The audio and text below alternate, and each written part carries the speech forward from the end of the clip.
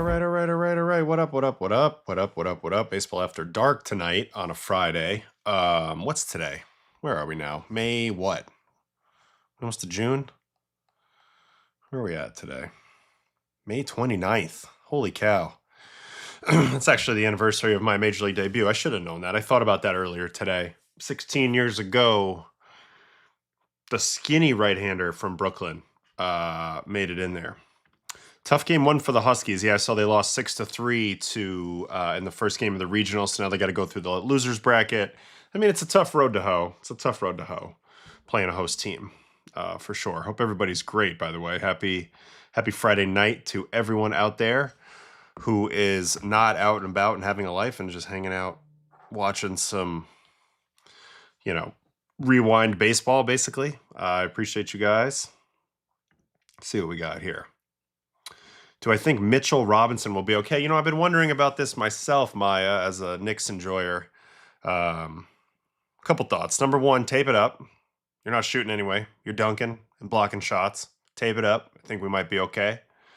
Number two, not sure what's going on because they're not giving any information about it, which kind of stinks. What else? Oh, looked at ticket prices. Won't be going to the Knicks game. Thought about it, but not for those prices where I would want to sit. So will not be going. I'll be watching on TV and enjoying. But yep, Knicks coming up against the winner of that Game 7 tomorrow.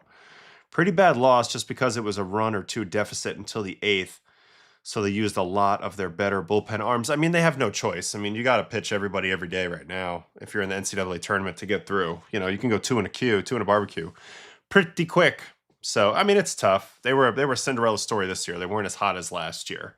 Hopefully they can do some damage in that losers bracket, though. So, let's see. All right, what do you got, Maya? He already had surgery. He says he will play with a brace, but agreed. It's not like he's shooting anyway. Defense is most important attribute, and that's what he can do best without the finger. Like, he's going to have to be a part of it. I don't know if it'll be a great... Can't throw him the ball, but, I mean, they need him minimum, especially if they play San Antonio. I mean, really, whoever they play, but especially if they play San Antonio, just need some more people to throw at the tall fella. That's what I think. Those tickets are Judge Soto contract prices, not reliever contract prices. I mean, yeah. I mean, it's one of those things where, like, I can go to a Knick game, I can pull a string during the regular season. There's no strings to be pulled at this point. Those people are way higher up on the totem pole that are getting the strings pulled. So then I got to just go through the back door and pay the value, and the value's super high. And, I got a television. I got Peacock or whatever channel it's going to be on. So anyway, yeah, we're talking basketball for a second, just Knicks ticket prices, it's a big event. It's a big event around here. OG and Mitch will be on Wemby. Yeah, I know. You're always being watched, right, Josh? I mean, you can't just be like, hey, Spike, help me out, bro. Haven't talked to you in a decade. You know what I'm saying? Oh, so ESPN, that's a total cheat code. So it's like just as like watching a regular Knick game. That's great. Question, I don't like Spurs or OKC. Can you go for the Knicks? Yes. And actually, what's funny is I think a lot of the nation is on board with the Knicks right now. So that's an interesting place to be from New York. Usually we have a lot of haters.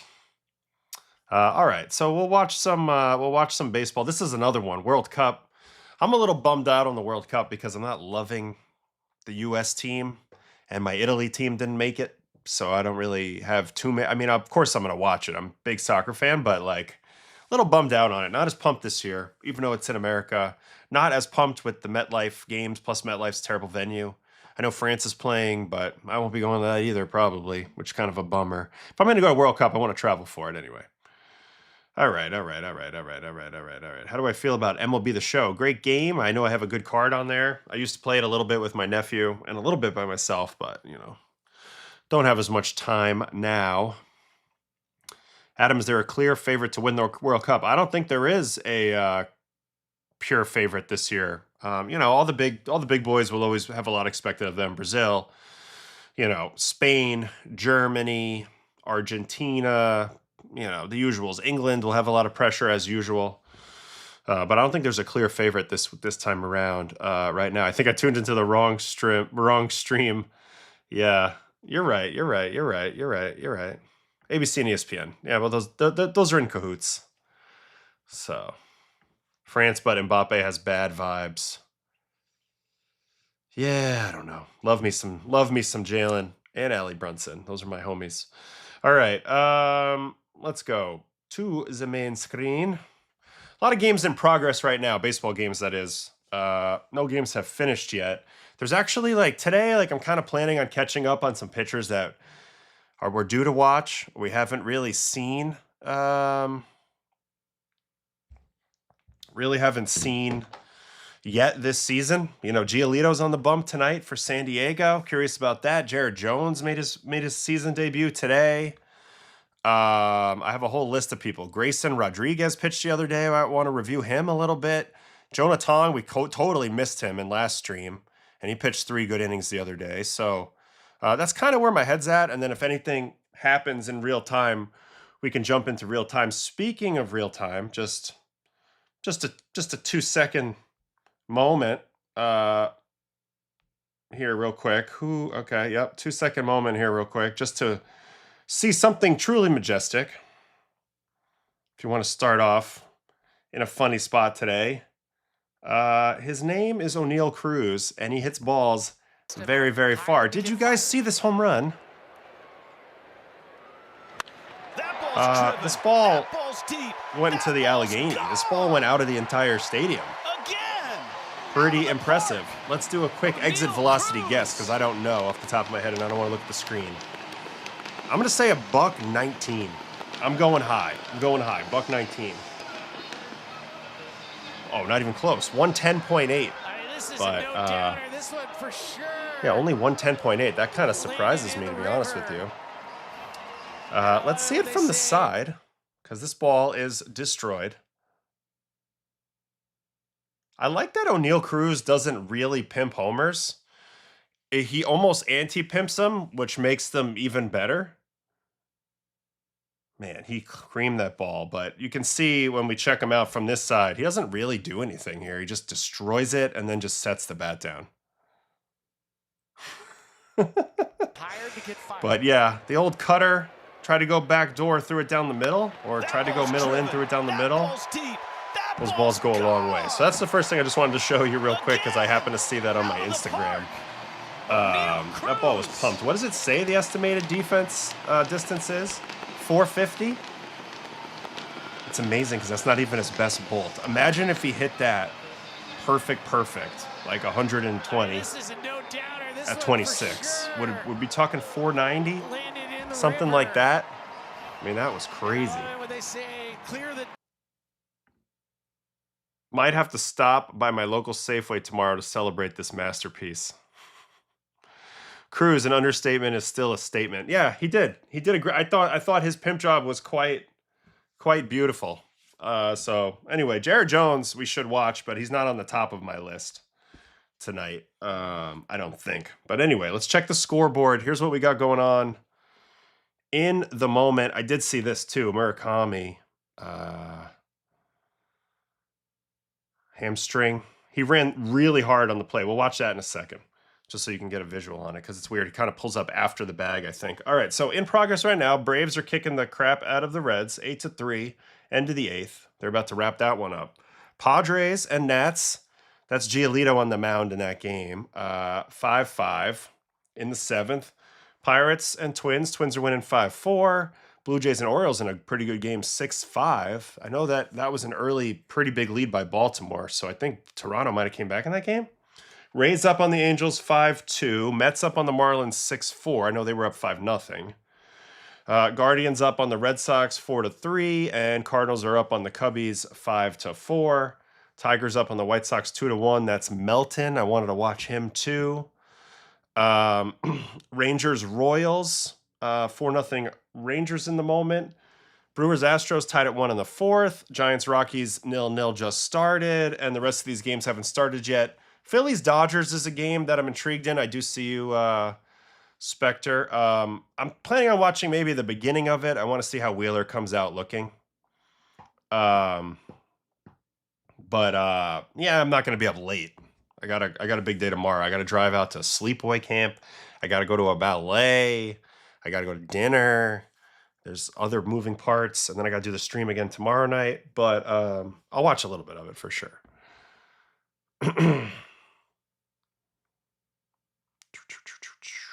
Jays just took lead after being down 5-0. See, that's what I thought. That's what I totally thought. Wasn't sure about that. But anyway, let's reverse back because these games are ongoing. But let's reverse back a day or two to two pitchers that I have to catch up on. Otherwise, we're just never going to see them. And the first one is Grayson Rodriguez of the Angels. He is part of the trade for Taylor. What's his face? Taylor Ward. And, you know, for me, it was fishy because this guy was a certified #1 prospect for the Orioles. Gets up there, actually shows pretty well early in his career. I mean, look at 2024, 20 starts, 3.86, more than a strikeout per inning, 1.24 whip. That's very serviceable. I mean, shit, 13-4 in a season that they won the division. Then he has completely lost 2025, and then he gets shipped out west to the Angels. Not a great place to land typically. But I didn't watch any of his first two games. I give him a chance to breathe. But let's see what he looked like in this one. 5 innings, 2 hits, 1 run, 2 walks, 5 strikeouts. I gave up a homer. Looks like it was Oneil Perez. And the Tigers are not great. 88 pitches. What's he working with? 50 fastballs at 96.2. There's the changeup, which is what he's known for. Huge separation in terms of speed with his changeup always. So 16 of those at 83.8. I mean, yeah, it's still a 12-mile-an-hour difference. Curveball, 14 of those and 8 sliders. No cutters, no sinkers, no nothing like that. Didn't get a ton of whiff, 20%. First pitch strikes was mid. Got hit pretty hard, but seemed to do all right anyway. So let's scope it out. Grayson versus the Tigers. And this was yesterday. This was also a request in the Discord. In the what to watch section of the Discord, people can write things that they want to see, and then I'll probably see it. So here we go, Grayson Rodriguez. So he gets an automatic pitch timer for ball 1 to start off the game. Not great. Ends up costing him with a walk on 3-2. That was a 97-mile-an-hour fastball. Second batter comes up. It's McGonigal. There's that changeup. It's so slow, it does get you out front. I mean, I don't mind it. He's got good arm speed. Let's see what the sequence was here. Curveball. Nice pitch there, and then changeup. Taylor Ward, yeah, sorry. Am I going to watch the World Cup? Yes. I'm not going to go in person, I don't think, but I'm definitely going to be watching the World Cup. I'm a big World Cup guy. He looks cooked, Ed. I'm not going to lie, barring, I guess, this Tiger start. I mean, I know the numbers have been ugly, but, you know, I mean, look, it's 2 games. So when a guy's coming off of massive injury, I hold off for a little bit before any judgment. Really, like, this is still a major small sample no matter what. All right, let's keep it moving, and then I want to look at his delivery a little bit to show his fastball changeup from the side, any difference there. Here's a fastball up, strikeout. That's pretty gassy. 97 plus extension, 19 inches of vert from Grayson. So you can see why he was a prospect. I mean, you know, he's got a heck of an arm. Blows Dingler away. That's a good spot. And then he's going to give up a hit here to Riley Green on a changeup. I think he's got good intent with the changeup, good arm speed, good all of those things. Little changeup up and away, smack to left. Riley Green's having a nice year. He waits on that changeup nicely, but nobody really goes anywhere. So first and second, 2 outs, and then he's going to get out of this on a 3-1 fastball challenge fastball to Torkelson. Gets on the swing off the plate in, and he pops him up for a pretty harmless first inning. So a leadoff walk, a hit on an elevated changeup, and a couple outs. All right, second inning, still throwing 97.5. Here's McKinstry. This is our third 3-2 count in the first 5 batters, which I think might be an issue for him. Little pop up there.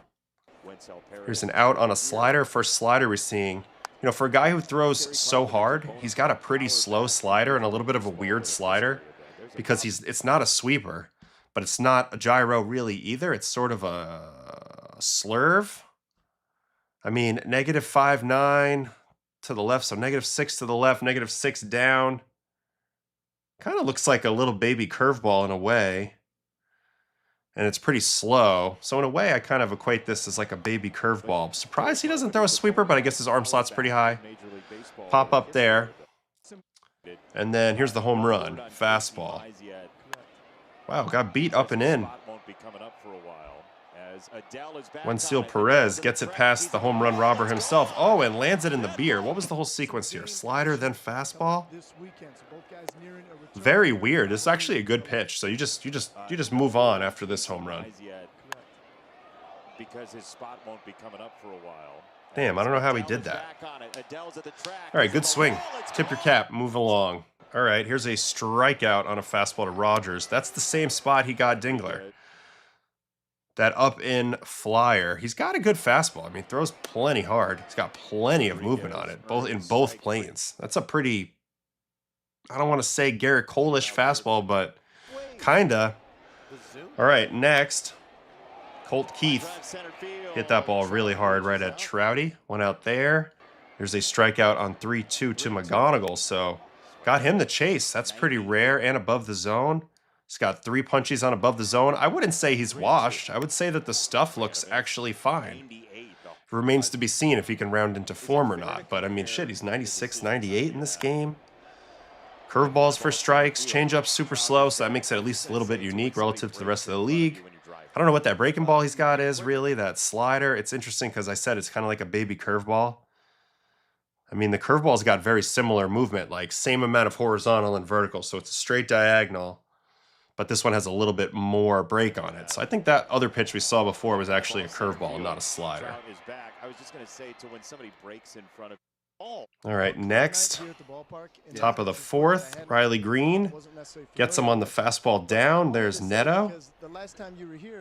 Okay, second batter, strikeout on the changeup to Torkelson. I want to watch this whole at bat. How does he set up this changeup? How does he get to this changeup? It's incredible. Four-seam up middle, beats him to the spot, gets him chasing a little bit. Curveball off that line with huge speed separation. That sounds like a good option. Gets the strike. Okay, 0-2. And he's going to go changeup, changeup. I don't know where I'm going, but there's no use being late. Backdoor changeup. So he never came off the fastball, I think because he got beat with that first fastball in his first at-bat, and then he got beat with the fastball at the top to start off this at-bat. So I think Torque just never got off the heater. And his changeup's really, really slow. So nice pitch there. And then another strikeout. Called strike 3 on the changeup. Accidental front door? No, just right on the edge, and McKinstry didn't know where that was. So I think he's pitching pretty well, honestly. All right, 5th inning. 2-2 count to Vierling. Fastball down, chopped in the ground. Neto is there. He does have an exceptional amount of horizontal break for a four-seam, from what I've been seeing. Averaging 13, 14. We'll see what the metric says on the end, but that's pretty good. All right, 3-1 challenge heater to Perez. It's funny because he hit the harder heater to hit. Then he pops up this one, just showing that baseball's funny like that. Popped it up, and then, okay, here's a 3-2 walk. Definitely a lot of 3-2 counts. 0-2. Colt Keith has gotten out the same way twice. 2 line drives right at Trout on fastballs. He can't believe it. I don't blame you, Colt. All right, so, I mean, we'll check the metrics here in a second. Let me backtrack to his, let's call it his first batter. Well, I'm looking for a fast fastball here. Here's one on 3-1. Or on 3-2. We'll go on 3-1 because it's a strike. All right, let's check out Grayson from the side. Another guy who does a good job of not really accelerating until very late. He starts to turn it, but right here is where he unleashes. He gets a pretty good trunk flexion going down. He's kind of a standard balance point guy. I don't see as much drift with him, which is interesting because he throws so hard. And maybe a little? Just kind of leveraging over the top on that a little bit. All right, let's watch it from the first base side. Just kind of a 1, 2, 3 go. Baltimore Orioles. All right, now hold on. Let me find a good changeup for you. Here's a changeup. Let's see what he looks like on changeup. Is there a slowdown? Because to me, this is impressive. Yeah, a little bit. Doesn't like pull, doesn't rotate with the same amount of gusto, but I don't know if the hitter can see that. I always wonder how guys can throw their changeup so much slower than their fastball. When I threw a traditional circle change and try to get inside of it when I was younger, I would still throw it like 90, 91. Like I couldn't kill the speed, so it's always impressive to me, anybody who can do that. All right, that's a quick look at Grayson. I want to see his metrics here because they are a little interesting. Like the fastball, for example, 16 and 13. I feel like that's an above average amount of total break for a four seam. And he had threw a couple 18s for sure in there. There's the changeup. I mean, the movement's one thing, 7 and 12. But the big thing is the speed. And then these two pitches are kind of similar, right? -7, -8, -4, -4. Speed-wise, I mean, you're talking 2 miles an hour difference. These are kind of blending together. They're almost the same pitch. As you can see here, they do almost blend together a little bit on the bottom side of the sliders. So it's a little bit interesting usage there. Yeah, it's a slurve. What do you think?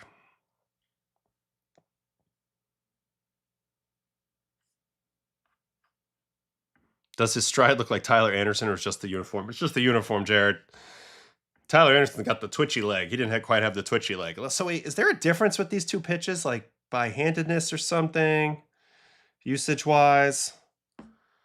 No, it looks like he throws to righties. He throws sliders and curveballs. Lefties, sliders and curveballs? Oh. No sliders. So maybe there is a little bit of a difference. I mean, a couple sliders, but I think these pitches blend together. I think they're kind of the same pitch. So I don't know. I think that's kind of weird. But he does have velo. I know the first 2 games went god-awful. I mean, first one against the Dodgers, 4 walks, 4 strikeouts, 7 earned, and 3 2/3. Okay, throw him to the Wolves first game. Second game against Rangers, 5 2/3, 7 hits, 4 runs, 1 home run, 2 walks, 5 strikeouts. But again, it's a small sample. It's pretty early. He's still so young, 26 years old. So anyway, we got to first look at him. I mean, the velo's, at least the velo's there. Change-up separation makes him a little weird because not a lot of guys throw the slow change-up anymore. So I like that. And then the breaking ball shape, again, I don't know. Maybe it's harder version, slower version, but they're kind of the same. I'd be curious how he's gripping that or what the thought process is behind that. And yeah, I'm sure that he'll pick up more skills as he goes along, but that's kind of it for Grayson. Just wanted to do a quick checkup on him since we haven't seen him in so long, and he was on my mind a little bit. So let me hop back in the chat here for 2 seconds, then I'll probably backtrack and watch Jonah Tong's 3 innings the other day. We found out some more info recently about arm slot, pitch movement changes with him that have been kind of going on. So we'll look at it with a renewed lens here in his second outing of the year, and it looks like they are keeping him around. I'm going slider and slurve. Yeah, slurve for sure. Look at the active spin to see if they're similar. You want me to do that real quick while we're here? Statcast. Good call on the active spin there, my Brazilian friend. 69 on the curveball, 35 on the slider. So no, they're very different. You're right, very different. But in terms of like the direction of the movement, it's kind of weird. Like it feels very similar to me.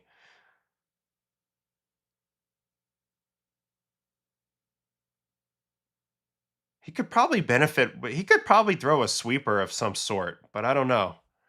So, I don't know. Kind of interesting. Kind of interesting on the active spin, but I don't know. You're right, though. They're not the same based off the way that they're spinning. But they end up moving in like kind of a similar plane, just one a little bit more than the other. Neither kind of very distinguished.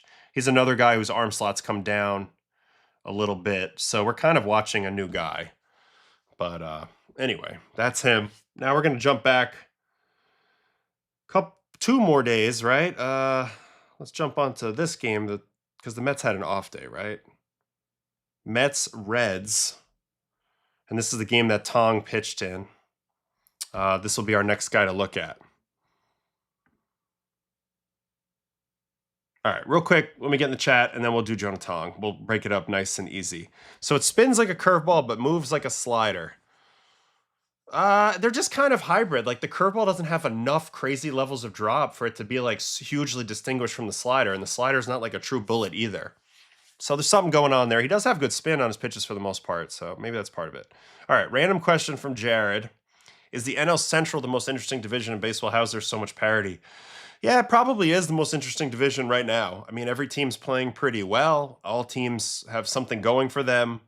Cardinals are probably the most surprising of the group. They were supposed to be rebuilding, but they have a very strong young group of players, and they're getting pretty good performances, mainly out of their defense, and that's the thing. So, like, they don't have great pitching. I think they're last in whiff, but they're playing great defense, and it's sort of working. It's sort of working for them. I don't think it'll be sustainable the whole year, but I do like what they have going over there with their operation now with Heim and a lot of these young guys like Weatherholt's obviously a keeper. Some of their young guys, Liberators looked great his last couple starts, so they're kind of in it. But again, I think Cubs are a really quality team despite how they've played lately. Pirates have great pitching, and the hitting's gotten a lot better. Brewers are the Brewers. They got the magic. And the Reds have great pitching, especially when Hunter Green comes back. And obviously, this is a good comment by AO, but Jordan Walker, I mean, it's hard to overstate. Like, he was like a negative before. Now he's a super positive. So that's a huge paradigm shift there. All the relatives in Missouri are depressed. Thanks for giving them hope. Well, I mean, I think the Cardinals fans are enjoying their team a little bit more right now. So that's good. Do you ever look at subscriber TrackMan reports? No, I actually sold my TrackMan unit recently. So no. Good question though, Nails. Ayo, are you going to do all-star predictions? I guess when we get close, I'll look at the candidates and I'll tell you who I would vote for. Yeah, tell you who I would vote for. Some of the best skippers in MLB and the NL Central. Yeah, you got Counsell, you got Francona, you got Pat Murphy. That's strong. Ollie has come a long way. I feel like Ollie's very well respected at this point with the Cards. And then you have Don Kelly, who is like very well respected but young in the craft. So we'll see. All right, it's time for a little Jonah Tong. We somehow missed this the other day, but a couple things as we begin to watch this outing to be aware of with Jonah. A couple changes that I would like for you to take a gander at. Here is the first one. Jonah Tong's arm angle by season. So when he first debuted, he was at that 64 degrees, right up there with Savage. Although we talked about how they're nothing alike, he plays more of a long stride with a slight cross body, up in the zone, flat type of game, with huge change of speed as his calling card between this pitch and the Vulcan change, and then also the curve. Fast forward to this year, arm angle's down to 52, still extremely high, but not as high. So that's going to change his pitch movement a little bit. But if anything, I think it's pretty good change for him because it's going to give him a chance to make something go left. He should have more horizontal movement in general on his pitches, which I think could help him with some of his barrel issues. I can't draw on this part of the screen because it's not the Dugout app, but you can see how the shoulder tilt is really the biggest difference here. So that's number one, and this is how it's manifested itself in his pitch mix.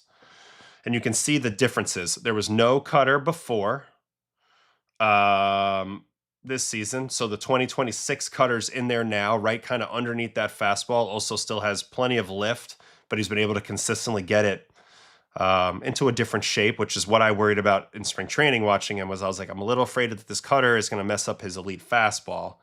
But so far, so good with that. And then the curveball, you can see it's not as depthy, but it's got a little more sweep to it this year. And I believe he's throwing it a touch harder. I can double check that in a minute, but that gives him something going left. So now he's got pitches moving in both planes a little bit as addition to his speed differential mix. And now you're giving him more cover for his pitches. because we know that he's got control, but not necessarily command at this point. So anyway, this game, he comes in as the bulk guy after Braziman in the opener strategy. 3 2/3, 3 hits, 1 run. It wasn't earned. 4 walks, 1 strikeout, and 76 pitches. Here is the breakdown on Jonah from that night. 33 fastballs, 20 changeups, 17 cutters, and 6 curveballs. So 17 cutters is the most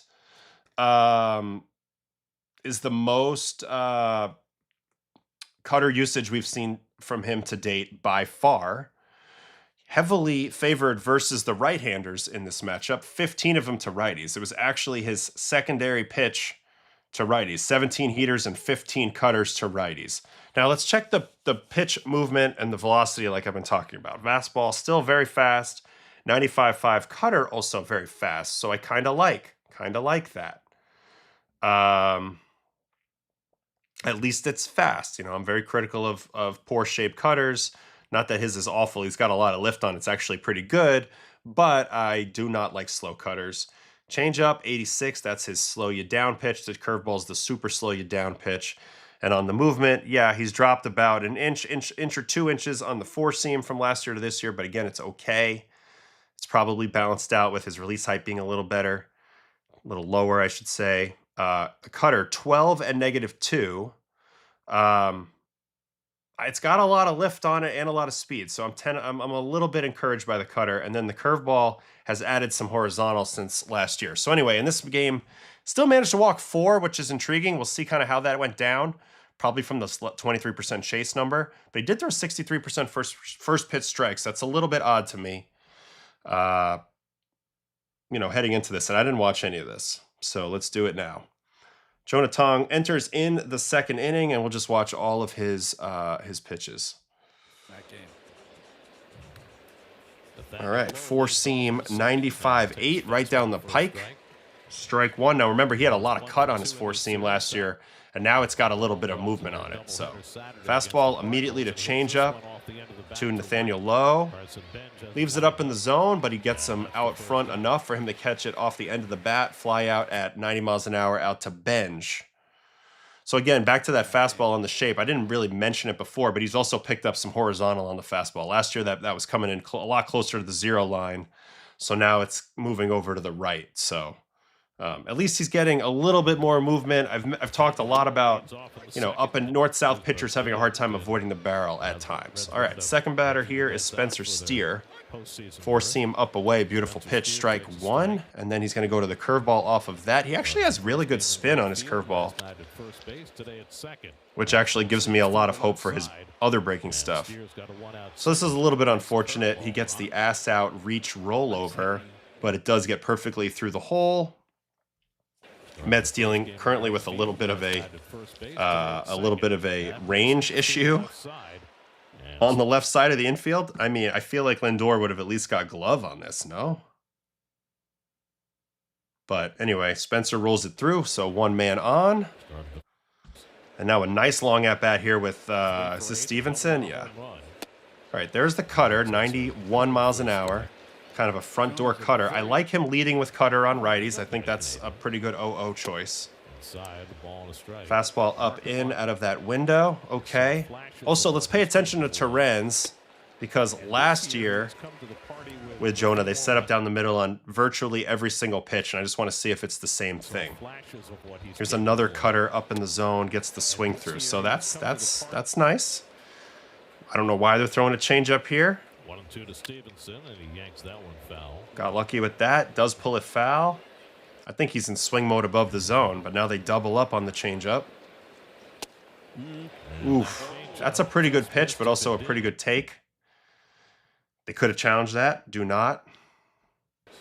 So that gets you to 2-2. Here's another fastball. Gets it to a great location. Fouled off. Now they go to a cutter at 94. It's a very fast cutter. Also fouled off. And then he's going to get him out with another cutter. So he sees a bunch of cutters in this at-bat. And he is able to get him off the end of the bat. Although that's a pretty good pass at it. I mean, shoot, if that's not the straightaway center, that ball's got a shot. 100 miles an hour off the bat. You can see how, versus righties, he doesn't have any vicious, late-moving, fast breaking pitch to create that whiff. Also, he's not a huge freeze guy, so he's banking on you either chasing below the zone with the curveball, above the zone with the fastball or the cutter, or having you way out front on the changeup. Like, there's not a lot of like strike ball indecisiveness going on that I can see yet. So anyway, fly out there, 2 outs.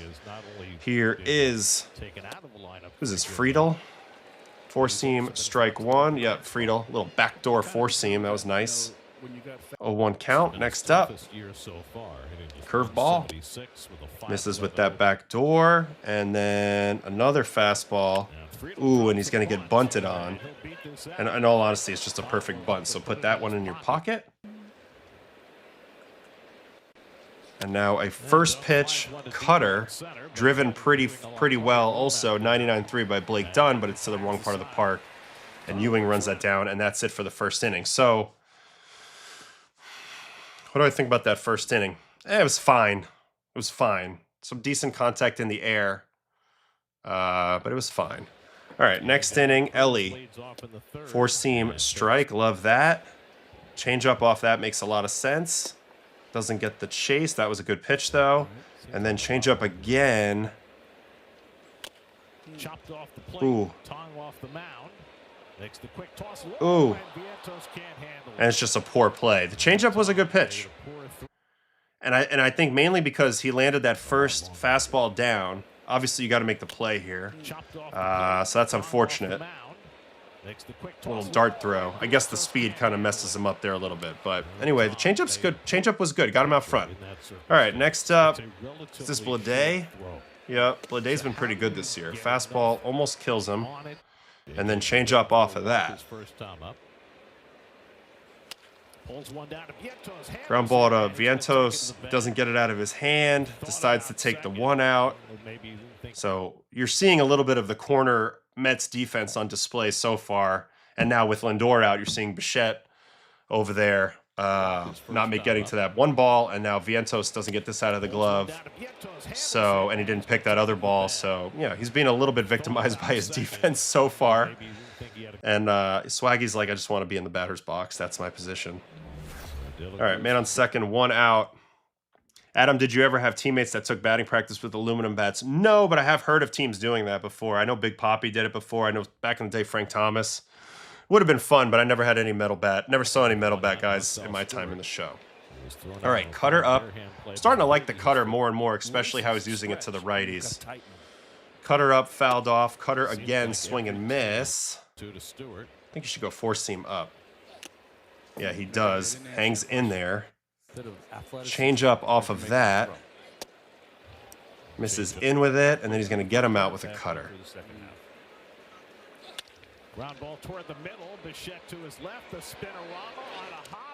This time Swaggy makes the pick. Another sketchy play by the Mets infield.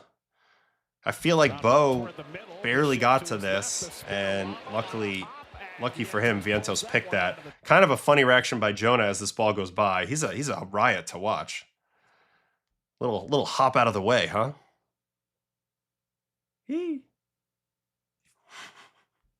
Anyway, they get the out. Nice play there. So that makes it 2 outs. And Eugenio Suarez, I believe he's going to get a hit because there's an unearned run. It had to be on the error that he made.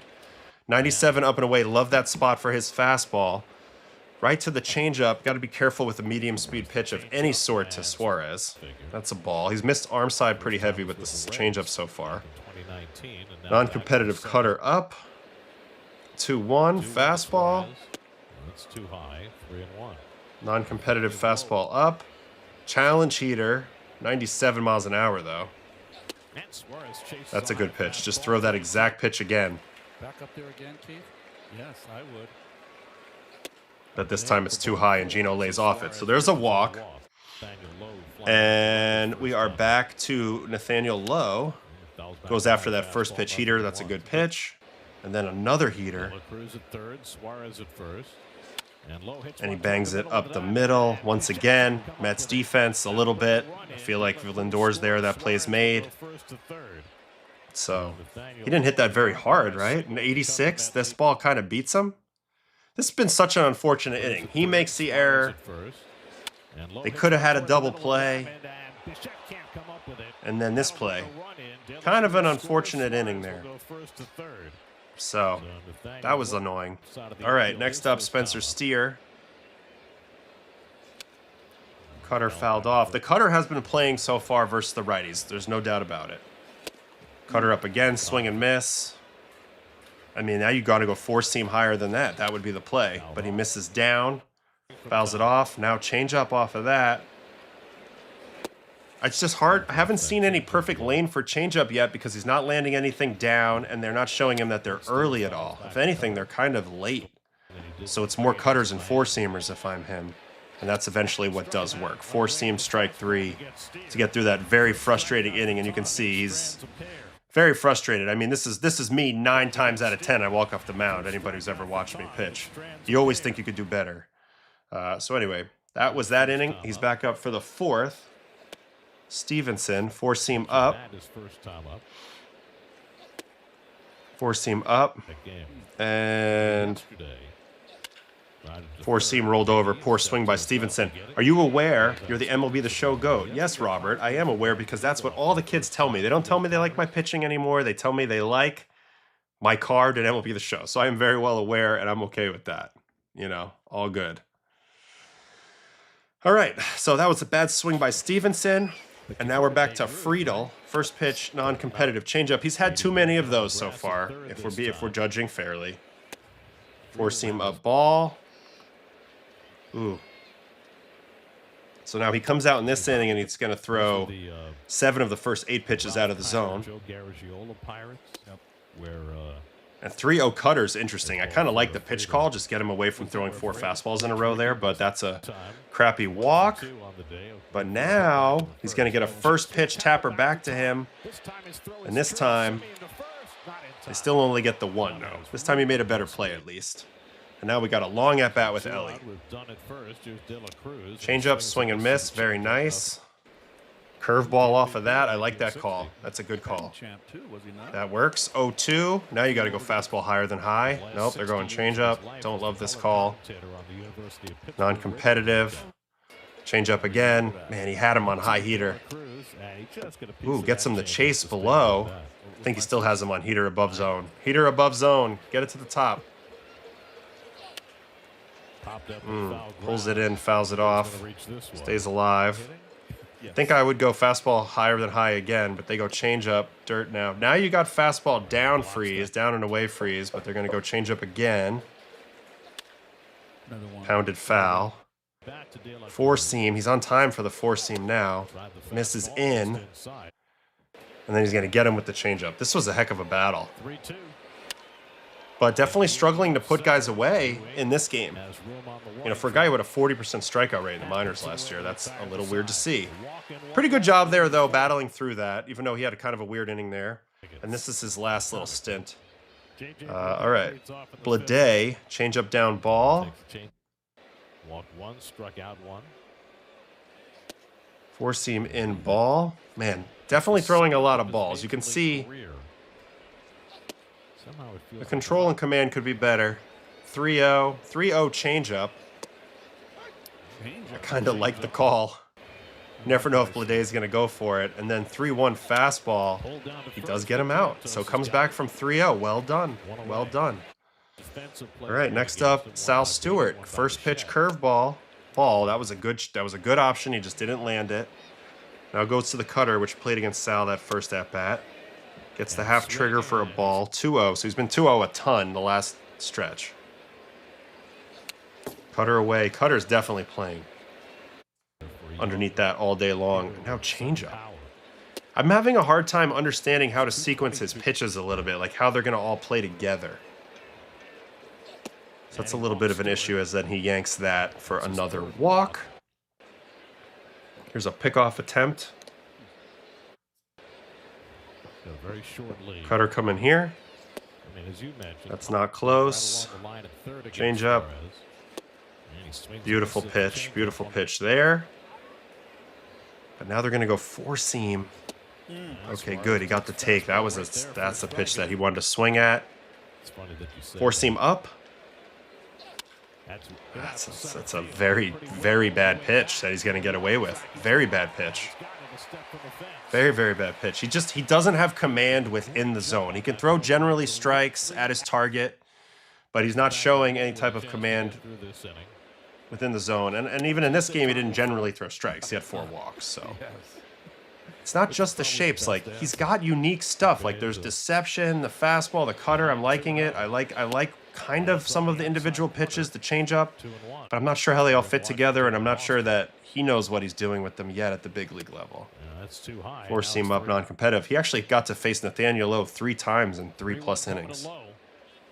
And then he walks him, and then Mendy's going to come get him after that. So, yeah, I mean, just didn't throw a ton of strikes, didn't really get a ton of chase, has a hard time creating whiff when he needs it, just doesn't have that really hard breaking balls. So we'll keep watching him. I'm not down on him, but I think, like, as of, like, right now, he's not one of the Mets' best pitchers, you know.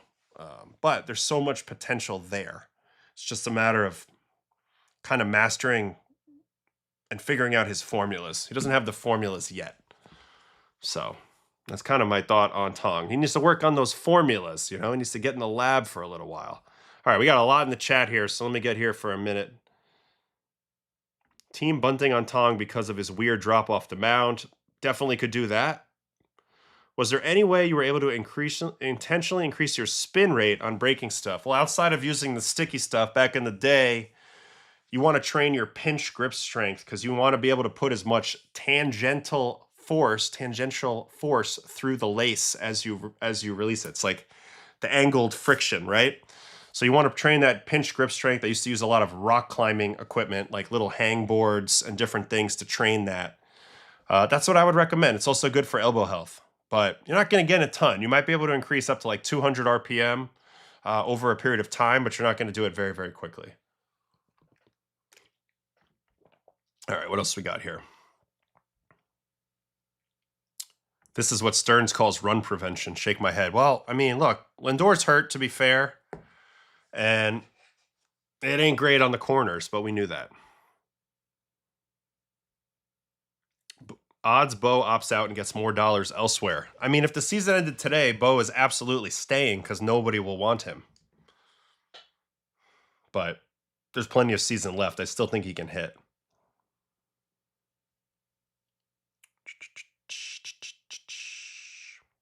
Something tells me Cohen demanded a big bat after how the Tucker thing went. That was definitely a quick pivot. Definitely a quick pivot. But I don't know. There were some flags with Bo. I still believe in him as a hitter, but I'm very terrified of him in the field right now.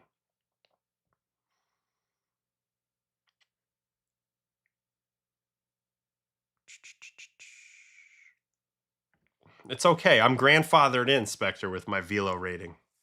Grandfathered in.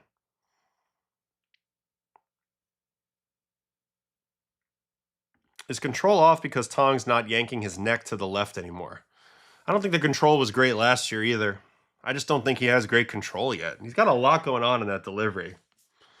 So, Ottavino, are you going to be on NBC this Sunday? Unfortunately, no. I'm not going to be on for a while right now. I'm not on the schedule for a minute. A lot of the big guns are getting called in. I'm about to get Wally pipped. But they have an interesting booth and setup for this game. It's Cardinals-Cubs from St. Louis on Sunday.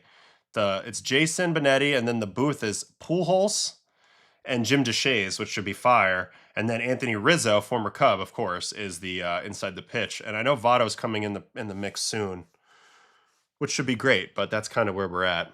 Did you ever mess with the kick change? Yeah, I started throwing it last year, right before I hung it up. Down at Cressy's place, I was throwing them, and I was getting like an extra 4 or 5 inches of drop. So I would have brought that into the season last year had I kept going. It was, once I got used to the grip, it took me a little while to get used to spiking this pitch on the knuckle. It was all right. It was all right. Adam, do you think having a feel for the release point is the issue? Yeah, I mean, it's also like he kind of like lands on his heel and spins a lot. I know Uncle Ted. Oh, Uncle Ted's already got it in the chat, landing on the heel. So like you can land on heel a little bit if you have the right type of approach, but because he comes right to go left with his angle, like he steps cross body and then he torques around it, and he's on his heel. Think about it. You know, when you're on your heel and you just go like this and you turn, it just spins. So he's spinning it in the ground and he's kind of falling off. He's not stable on his lead leg block. So I think that's a big issue. Before I forget again, AO, how are you feeling about Jose Soriano? I still feel like he's going to be an all-star. He'll be one of the Angels all-stars. And I'm not sure if he'll finish top 5 anymore, American League Cy Young, because he's starting to become a little more mortal, but he's still a great pitcher. I think he's an ace or a number 2.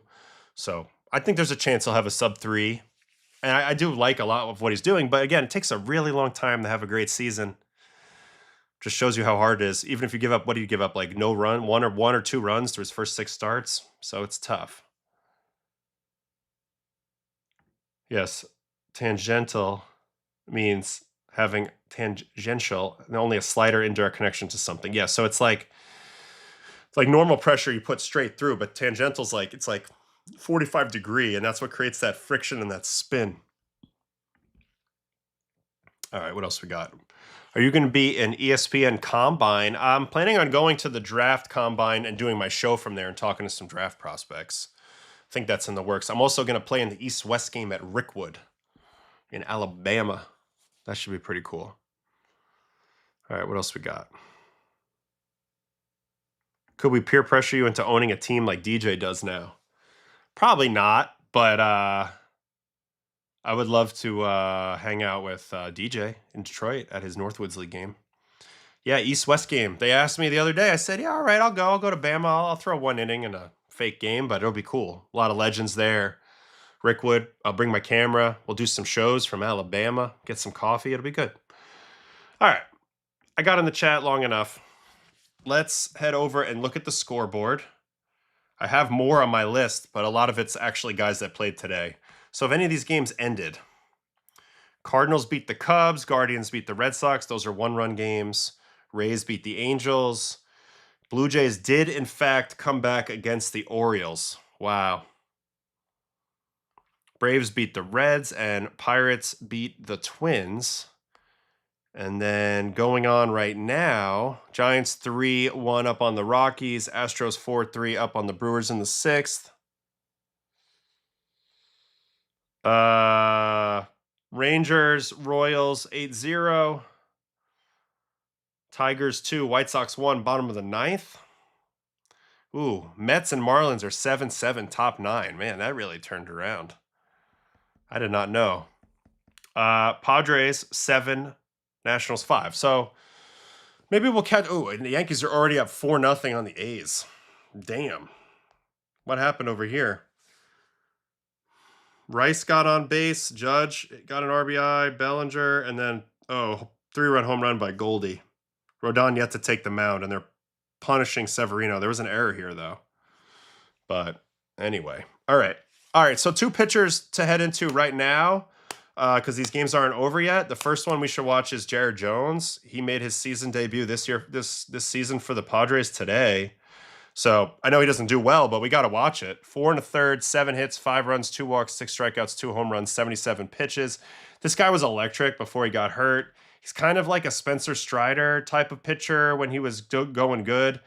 Really hard fastball, really good slider. I had plenty of Mets players tell me when we faced Jared Jones that they thought his slider was better than Strider's and his fastball was just as good. And that was before he got hurt. So anyway, here's what we're looking at.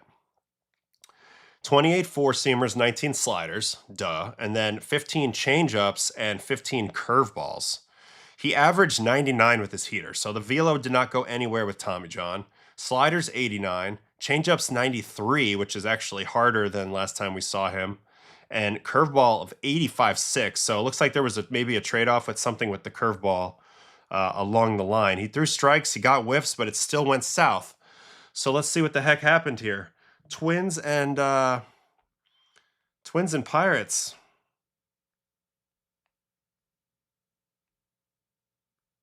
Jared Jones. All right, we'll watch it all because it's only 77 pitches. Wow, first game back in the show, and he starts off with a 100.6 mile an hour fastball. Man, kids these days. 100.4, and then a strikeout. So he comes out, fastball, re-announcing himself with authority. I am back in the show, and that is awesome to see. Now, you want to talk about a dynamic delivery. I mean, he's not a big guy, but he knows how to freaking throw hard. Incredible amount of force. Yeesh. He freaking brings it.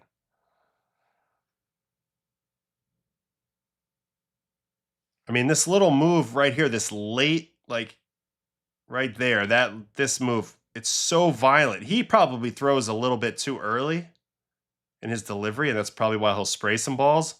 But man, does he bring it with intent. That's as much intent as any pitcher in the league.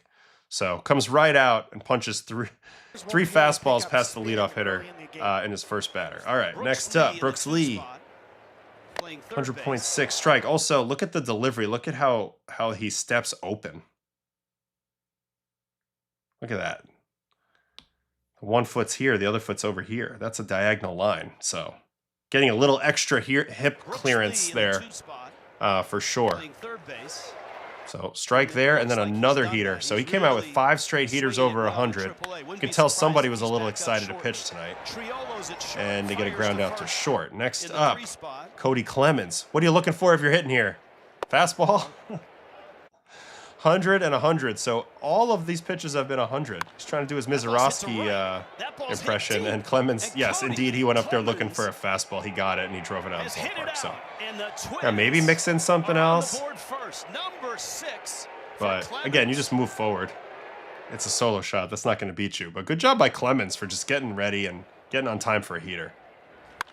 That ball's hit to right. Bam! 1-0. All right, next up. Oh, here's the curveball. Oh my God. Are you kidding me with how much he missed this by? Dude. There's the bat. There's the ball. That's insane. That's a very squiggly bat I just drew, but my goodness. What a nasty pitch.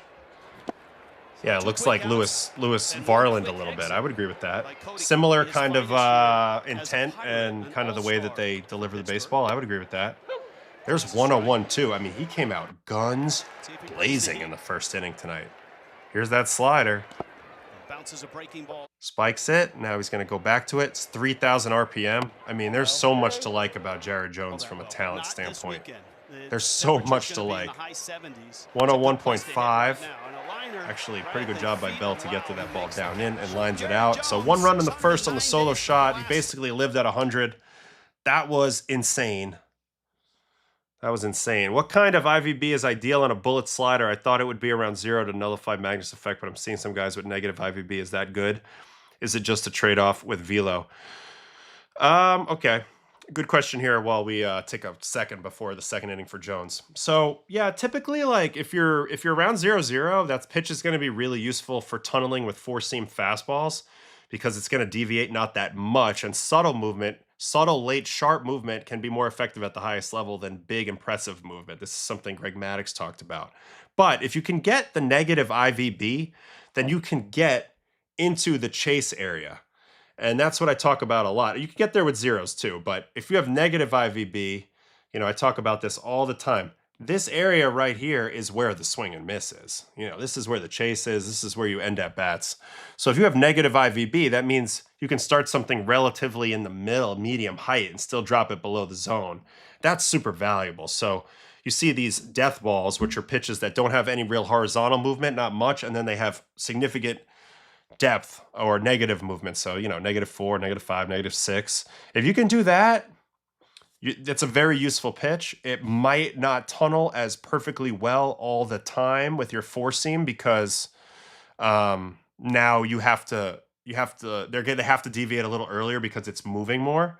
But I mean, I'd rather have the more movement personally. I think it's very useful to be able to have a significant amount of straight down drop. So anyway, that's my answer on that. Not quite Kelvin Herrera open stride, but close. Maybe closer. Holland was even more open. Holland and Betances are much more open than Jones, but I'm picking up what you're putting down there, Mitch, with the Kelvin Herrera comp. Larnick takes ball one. Austin Martin, Victor Caratini. All right, change up ball. We'll see if it still Here's the slowest heater of the day. What a wimp, only 98.5. That's exactly Auto swing by Larnick. Now to the changeup. I do think the changeup is pretty nasty. And it looks like he might be spiking it now with the lower spin rate.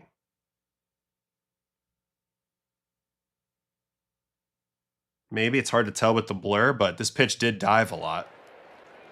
He just throws it very hard, so it's a power changeup. Curveball here.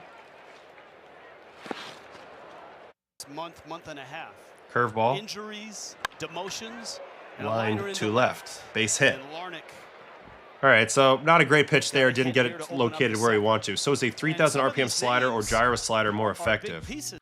I mean, they don't have to be mutually exclusive. You can throw a 3,000 RPM gyro. But, you know, I think you're talking about bigger breaking slider versus shorter, tighter gyro slider. I mean, look, they both have their uses. I threw the bigger breaking ball. It was better for contact than most gyros, but worse for chase and probably whiff. But it had a very useful function. It also set up my other pitches really well. The tighter one is better for whiff and chase, but also worse for contact. So it's a trade-off, and it kind of depends within each player's individual arsenal. That's really the answer there. So a bad curveball for a hit to lead off the second, and now we have Austin Martin. Starts him with a breaking ball for a ball. Here's a curveball. That's nowhere close. When he was an All-American and a great Four player seam, at ball Vanderbilt. again. So gets him in the stretch here, and all of a sudden he's having a hard time throwing And strikes. Martin getting better every year. Four seam strike there. Which is elite near the top of baseball. That's a good pitch. He needs to throw more of that. Down and away, four seam might be the new best pitch in the game, to be honest with you. A lot of people don't really realize that, but that could very well be true. Curveball down ball. Is outside, and the Twins have something going here in the second. All right. Kind of self-induced first and second, nobody out. Here's Caratini. Curveball down ball. Pretty darn good. Obviously, Skeens is Ooh, four seam. That one Air almost mailer. pops So out it's of the crazy. He glove. came out really sharp in the first, I thought, even with the homer. 2-0 pitch. Not and that's not as outside. much sharp here in the He's a ball second. away Little slider doesn't get back to the plate. Now he's going to walk the bases loaded. So a poor two-strike pitch for a hit and two walks. Bases loaded, no outs. Stop throwing And here's Luke strikes. Keishel. Appreciate that, Spectre. I feel like I explained that one pretty well. I'm proud of myself for that one. Appreciate that one. 382 on base. There's Slider for a strike. There we go. Got him back in the zone. Slider again. Keishel pulls it. Pulled foul. Just foul. Slider again down should work. Curveball as well. This is a good pitch choice. Got it. Very nice. Slider to curveball for him is going to be a nice tunnel. He throws his curveball exceptionally hard. 87? Hey, I'm curious what this site is. I'm loving the layout. I know, everybody loves it. This is the Dugout app. This is the app that the players have in the dugout. It's private, though, so... One day, I think they might make it public, but until then, you're just going to have to watch the stream. Curveball down chase. That's very nice. That's very fortunate. Now they're going to go heater. Up middle, fouled off. Has him right where he wants him. He can get out of this. He's going to mess up on this curveball. Hit hard Yeah. and into left field. That's a base hit. Did him a Larnick will favor. score. Kept it in the Martin zone. behind him. Punches He it will through. That's score. going to be a And pair the of Twins runs. have tied it up. Man, he could have gotten out of that. He needed to throw a chase pitch here. He's done it twice now. He's made a mistake with the curveball with two strikes. I got to wonder if that's an intent thing, trying to throw it too hard, kind of popping up out of the hand, backing up. And he did it earlier in the inning, and then he does it again here. Hit hard and into left field. That's a base hit. It's understandable to be a little fired up in the first game back. So base hit there. That's going to be a pair of runs. Here is back to the top of the order, and Buxton. Slider strike. Four seam here. Fouled off. And slider again. Another 0-2 right down the middle pitch. So yeah, just intent and command, not really there. Not really there. Stuff, absolutely there. But yeah, not sharp yet. Nice changeup. Had a good feel for the changeup. That's a plus. I don't really remember how good his changeup was before, but it's looking pretty dialed right now. Back-to-back changeups there. Now to the curveball. 2-3-4 for the Twins. Yo, what up, what up, what up? Thanks for hanging. Thanks for hanging. Thanks for hanging. Love you guys.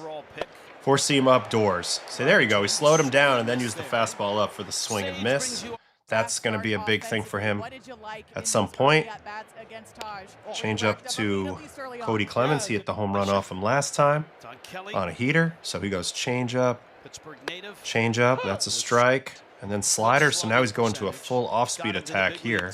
with the Phillies. And I bet you gets better Sends results. that one in the gap. Oh, fly out to left. Password is there. Is such a huge Up drop next, from the big leagues. I mean, four-seam swing and miss. Of Royce Lewis Curveball off that slugged 4. with his power. Now that's a good location. Doesn't get it, but that's a good location.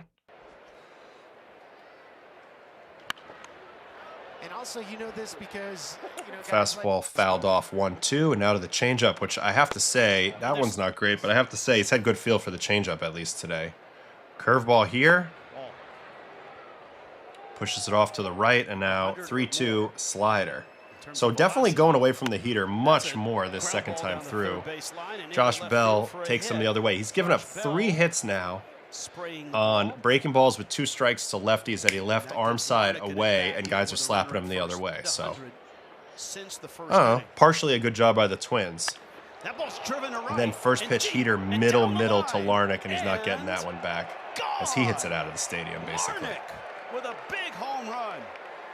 And the Twins Larnach with an auto have swing taken there, and he's just dead on time for a fastball down in the zone. Since the first inning. There's a little bit of that just being center cut. Down the line. And I want to backtrack real quick to Larnach's first at-bat. So I want to say Larnach auto swung at the first pitch in this at-bat, right? Larnach digs in. No, he didn't. So the first at-bat, he saw changeup, four-seam, and swung and missed at it.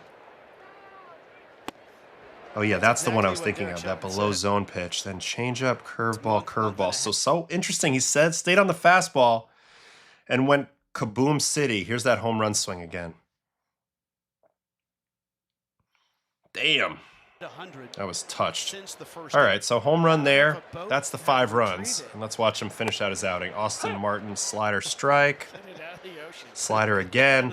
He's going to shy away from that heater now, I bet.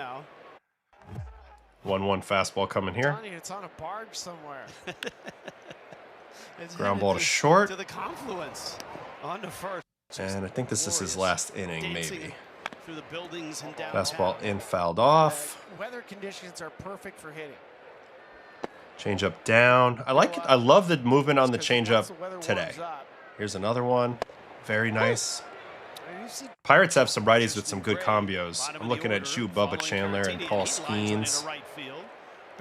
And then another poor 2-strike breaking ball. So if I'm him in my next bullpen, here's what I'm working on. I'm working on breaking balls below the zone. I'm working on both curveballs and sliders. Working on fastballs down and away. And I'm working on fastballs above the zone. I'm working on my chase pitches. That's what I'm working on if I'm Jared. Because that's a bad pitch. Obviously, location-wise, middle down. Doesn't matter how nasty it is. All right, Keishel's up next. Change up away, pulled for a strike. Here's a slider. Here's the 0-1 pitch. Jams him on that. He's going to get an easy out there. That was a happy accident. Who's up next? Foul bunt coming here. Strike 1. Gray, a 2-run single. That was a Arm side flyer. And a 5-4 lead for Minnesota. There's that 4-seam above the zone. That's really playing. Television. 24. Swing and a miss there. And then he punches him with this fastball above the zone.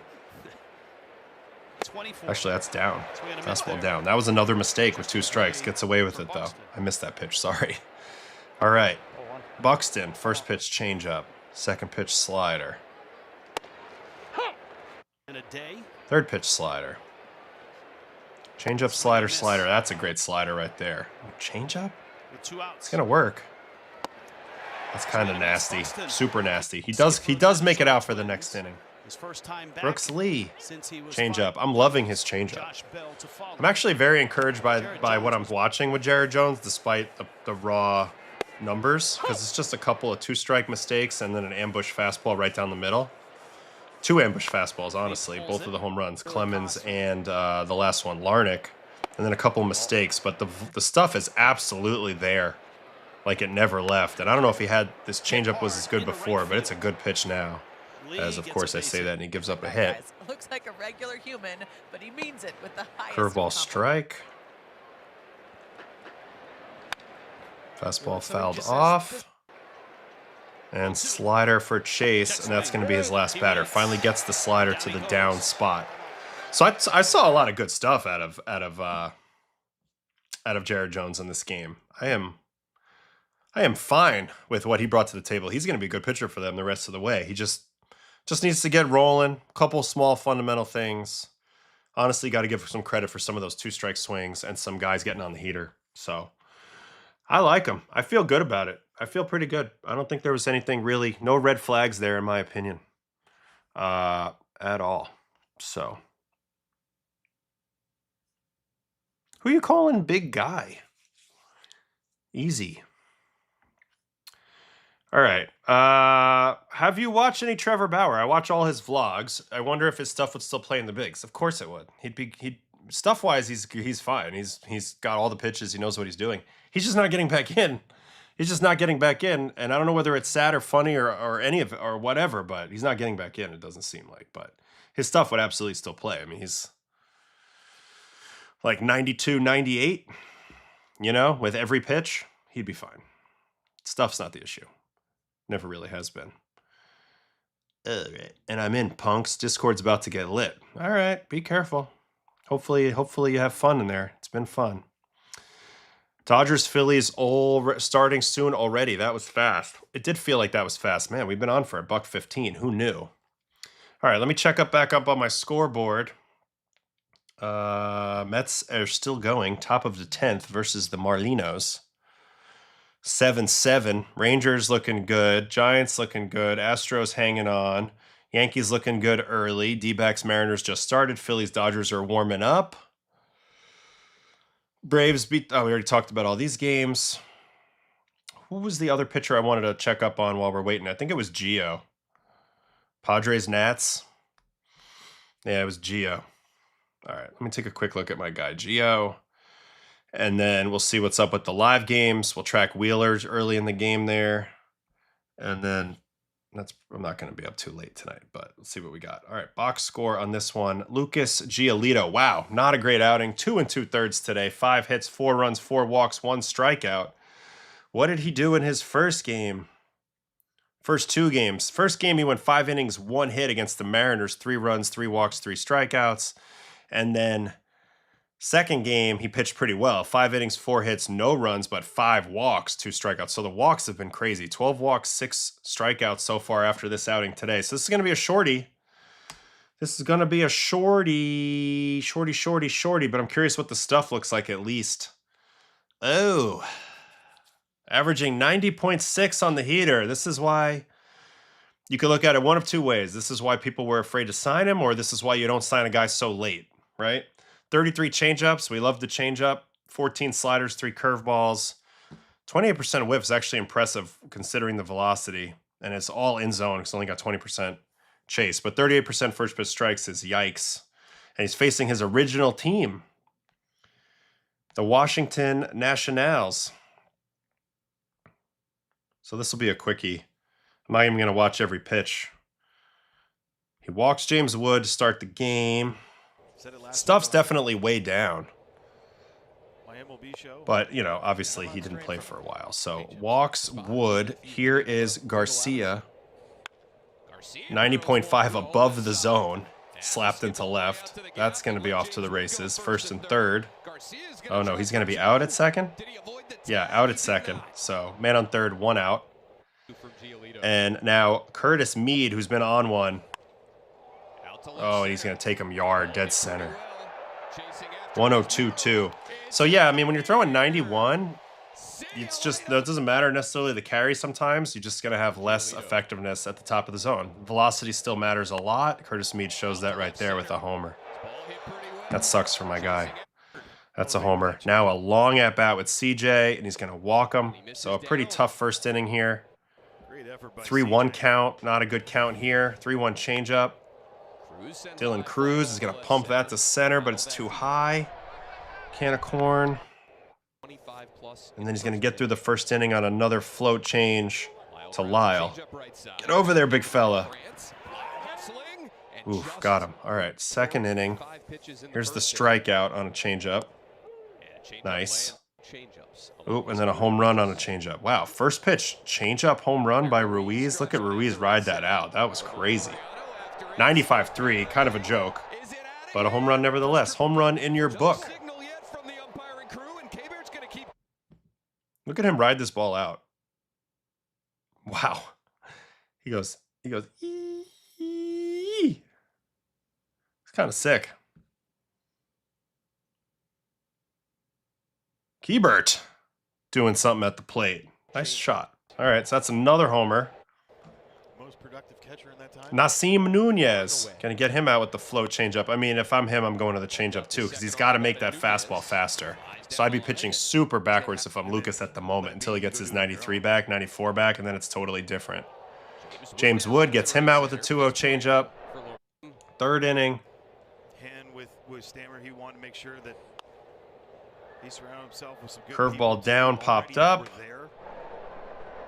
Yep, slow, and slower. Here's another slow, and slower out. I don't blame him. This is a good idea. Curtis Mead fly out to right. And then a walk. And then in play runs, still in Cruz. Yeah, four seam's just not it. They must have stolen second. CJ comes around. Another run. So the four seam's not beating anybody. It's a tough way to pitch because he needs his four seam. Change up down. Oh gosh, and this is going to float in there. Dang. That got between two good fielders too. And then another walk. All right, we're going to give Gio a little time before we really have any judgment. But early on, yeah, he just doesn't seem to be himself yet. Doesn't have his heater yet. He had to turn to a pretty heavy off-speed attack there. And yeah, so far he's still working back into it, to be fair. Still working back into it. All right, let me get back to the solo shot here for a minute, and then I'll go check out on the Mets. I think there was just a walk-off home run. Ooh, can we watch the Bucks walk-off? That must have been electric at PNC. Sure. Does Donnie Baseball get the interim tag removed in September? I don't know. I don't know what Dombrowski and Sam Fuld and Preston Mattingly actually have in mind for the Phillies beyond this year. And I've heard Donnie say he doesn't really want to be a full-time manager again. But hey, if they win, and that could change. That could change on a dime. And right now they've been playing good under Donnie, so could be. I love these streams. Also love watching a pitch when we get to watch some classics from Otto. Well, typically we watch me giving it up on the show. I don't have too much of my good pitching on the show, although there is a video of my hidden no-hitter in 2024 on the channel if you want to check that out. So we'll see.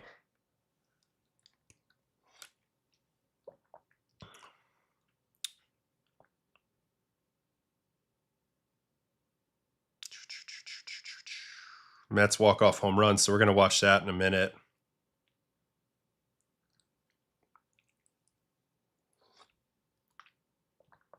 I haven't really watched much of Fairbanks. Last time I checked, he was doing well, but I really haven't watched him much. Isn't his changeup movement pretty similar to his fastball movement? Well, let's see what it's looking like right now. Yeah, they overlap, but they always kind of have it. His is a speed differential. We actually just talked about that with Grayson Rodriguez. Gio's an example of another guy with a huge speed spread on his fastball to changeup. That's sort of the hallmark of what he does. Think Marco Estrada, think a traditional four-seam changeup guy. What's your take on the preliminary CBA talks? I'm not getting bent out of shape about any of it because this is like first offer. So this is like a very early starting point. I'm actually a little bit encouraged by the league coming up so high on the initial numbers for their floor cap. I mean, we knew they were going to propose cap anyway, so I don't know. We'll see. There's a long road to hoe here. I think there's a lot of interesting dynamics on both sides. I think I have a little bit too much knowledge here to really talk about it publicly, but I think a lot of it is just like, I think a lot of times both sides try to win the court of public opinion, which I get, but I also think if you think about it, this isn't about idealism. It's about like what can actually get across the line. And so at the end of the day, like it's about leverage points and who has the bigger stomach and wallet and war chest and all those types of things. So there's a lot of dynamics that play into it. and we'll just have to wait and see. Many more months of negotiations coming on. In golf, hitting knuckleballs while driving low, no spin, maximizes distance. Curious if that insight has been adopted in baseball. That's just because in golf you can overspin the ball. Like you can get so much spin that you overspin it and the ball kind of balloons up. But in baseball, you can do that in hitting, but it's very hard to do it. So you want to have backspin to create max carry in baseball, but to a point. You don't want to have I think there's a certain spin rate you don't want to be over as a hitter. But I'm telling them they need to release the spin data on the batted balls. To me, that would be a very interesting metric to look at on a daily basis. Conversely, do pitchers ever try to force the batter to hit a ball with a particular spin? No, but in the air, on the ground, weakly, off the end, like that type of thing. But not the spin is hard, because we don't know a lot about it. I guess we don't see a ball and immediately know what the hitting spin was, metrically, and you can't get. So the answer is no. All right, what else we got?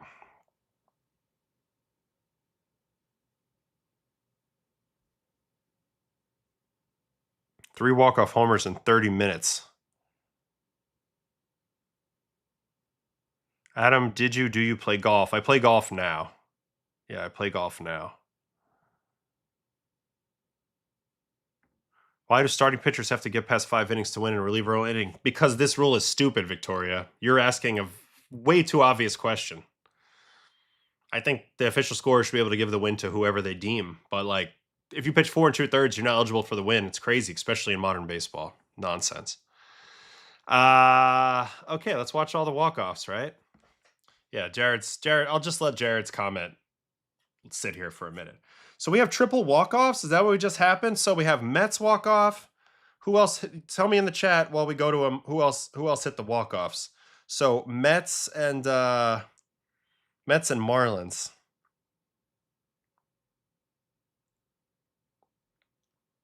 And this game was ended by MJ Melendez. Oh, off of Pete Fairbanks. There you go.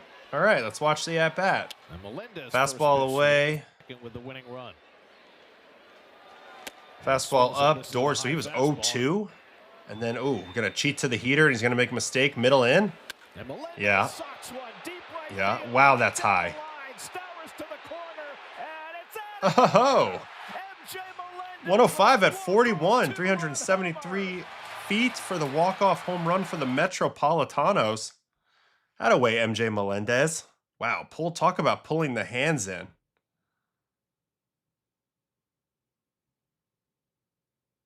He really pulled him in hard right here. Bing! How'd he do that? We got a serial killer alert. I don't know what coach this is. I don't have a full read on it yet, but check out my guy. I'm gonna show this guy right here who doesn't have any reaction the whole time. What's he doing? You don't want to look at the ball? What are you doing, my guy? Super weird. All right, so walk-off home run there. MJ Melendez off of Fairbanks. Haven't really thought much about Fairbanks, but he still got the closer job. It can't be that bad. Second game, Pirates. Twins. Let's grab that game. Minnesota Twins and Pittsburgh Pirates. This one came off of Rogers. It's Brian Reynolds walk-off home run. In the big leagues. All right, sinker up, strike. Wow, they were winning. So they were 2 outs away from winning, the Twins, and then the Pirates flipped the script. Reynolds from the right side, too. Huh? High heater, cutter in. Sinker coming here. Nope, that's ball. 2-1. Minor leagues. And he got into the game defensive. Reynolds. Cutter coming here. First. Fouls it back. Fouled off. What kind of pitch? Sinker. Wow, pulled the hands in again. Another guy who pulls the hands in, and that was electric. Bat drop, hit the tar out of that. I'm going to guess 106 at 28. 110 at 26. We were close. $110. That ball was hammered. Go ahead, Reynolds. Oh! That was beautiful. See that in the slow motion. Sick pimp job. Man, talk about getting the hands out front, huh?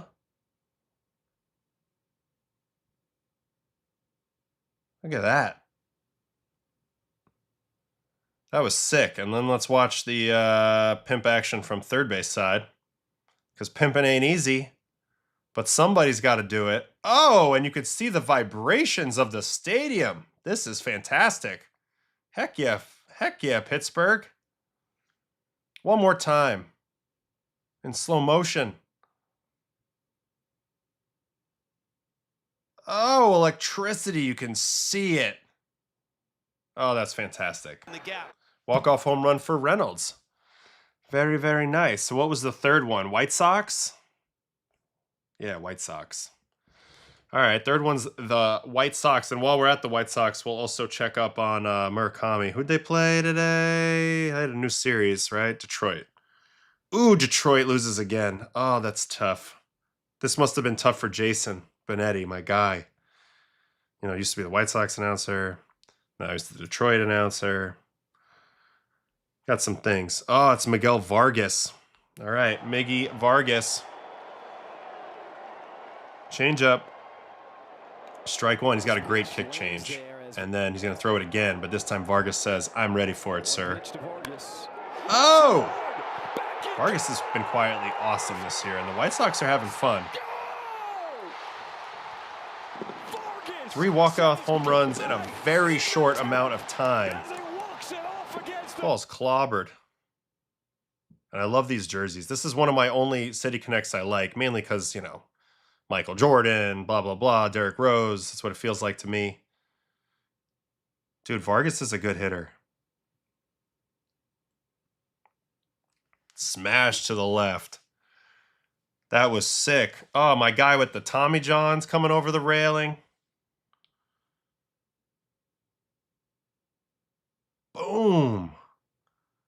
Check out my guy right here with the Tommy John sling coming over the railing. He's still celebrating. I might be hurt. I'm still getting in on it. Anyway, that was kind of sick.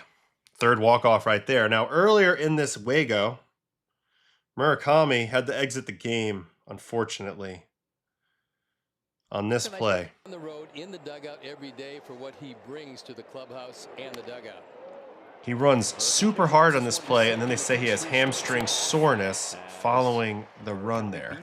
Not a lot of anything to look at there, but you can see him busting it down the line.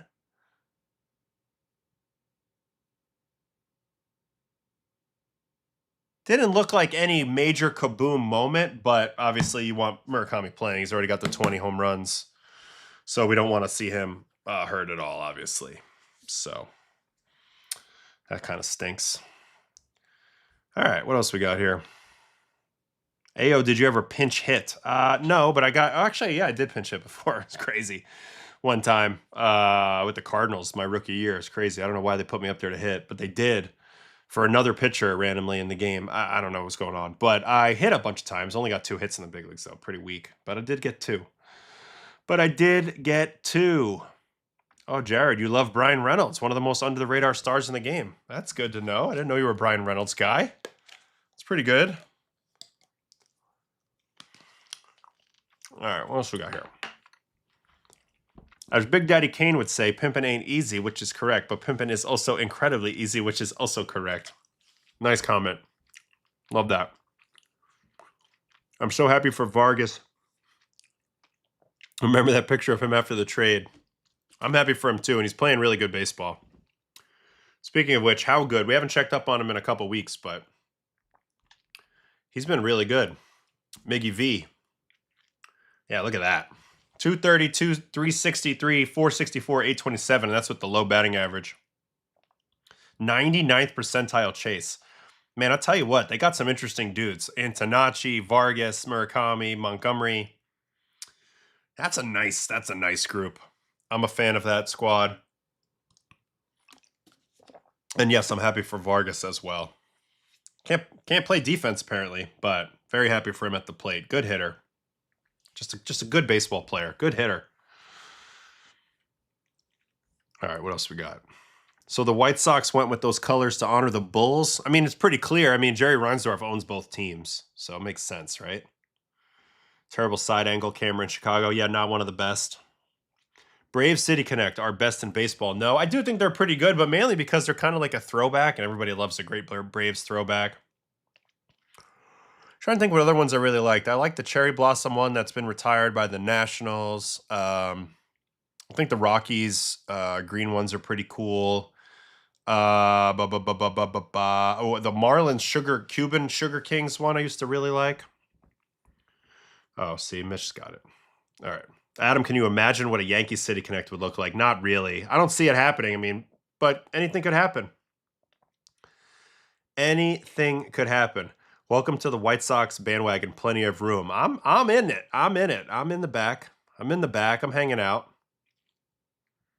I'm in the back. Oh, yeah, and the Rays skateboarding one. Good point, Daniel. That's one of my favorites as well, without a doubt.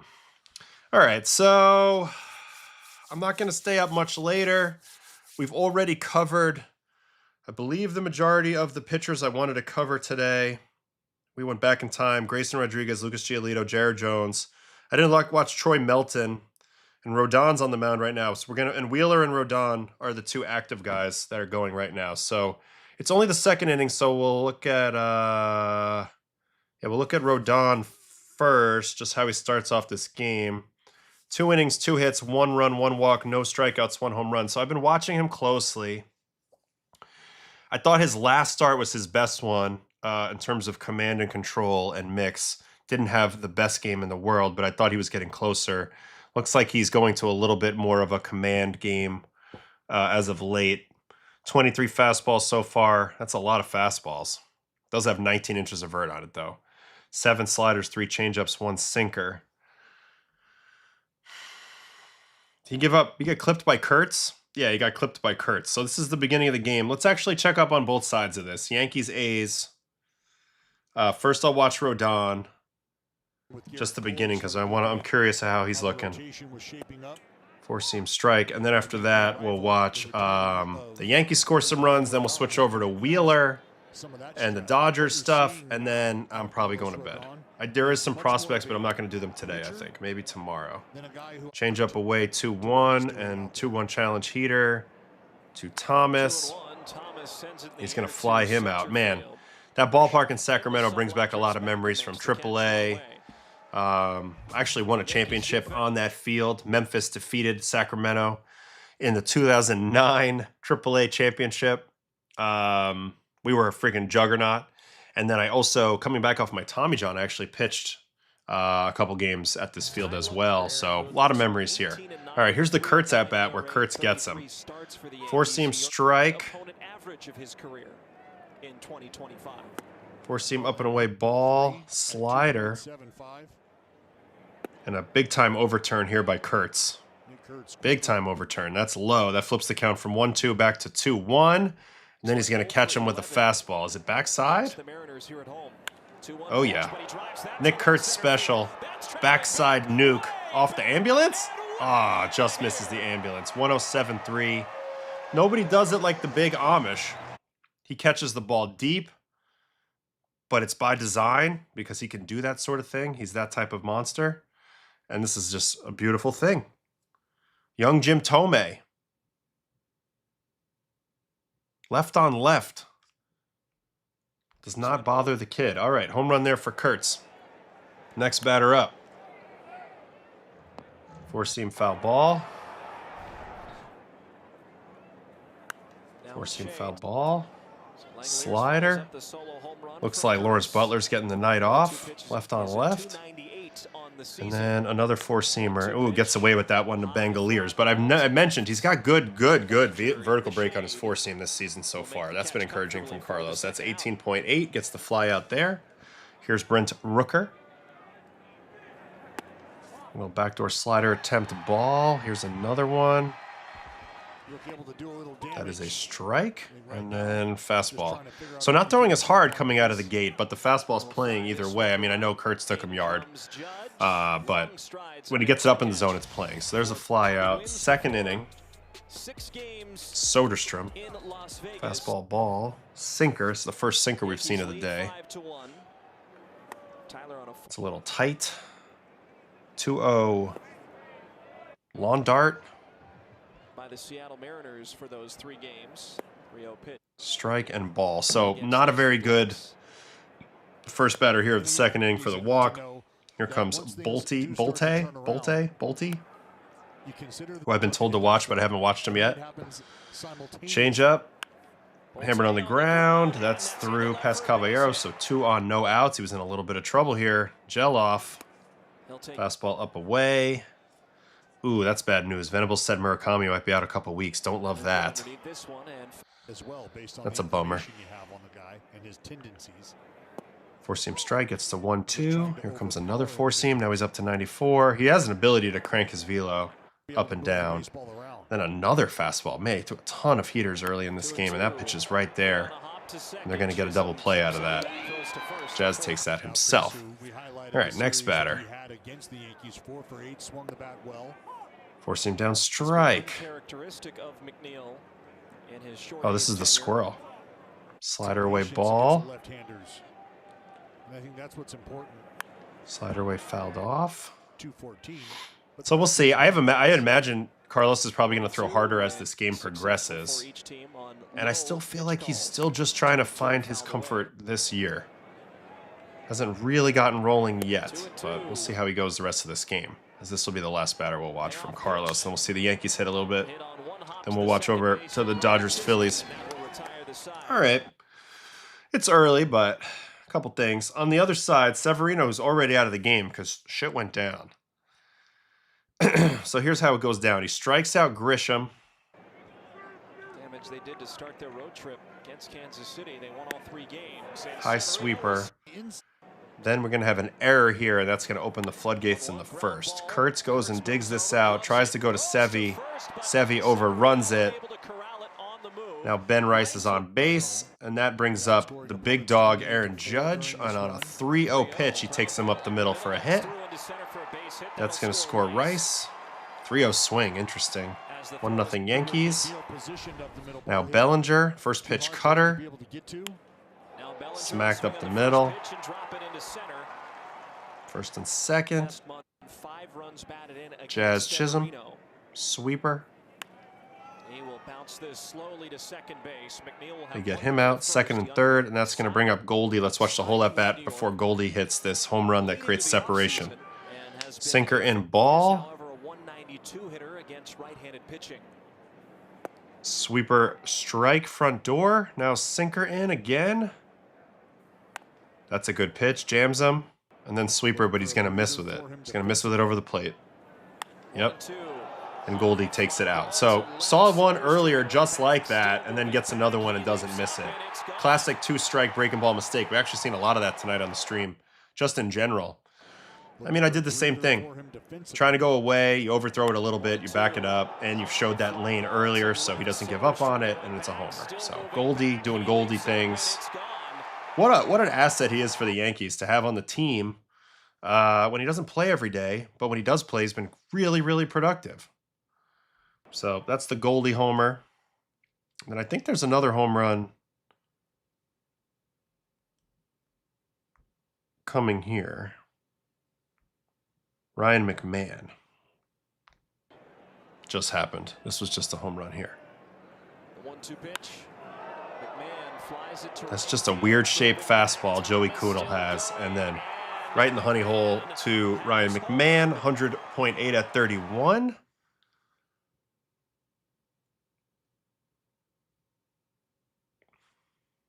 And the Yankees are rolling, hitting some home runs. So that's what we got early on in this one. Not a whole lot to see there. Let me get in the chat for a second, then we'll pop over to that Phillies-Dodgers. How did development get so good that almost every first-rounder has been nearly generational? Oh, from that most recent draft. I mean, it is kind of crazy. So what draft is that, 2024?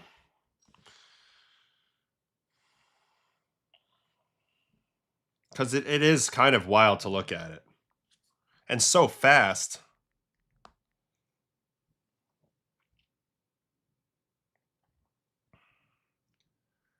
Uh,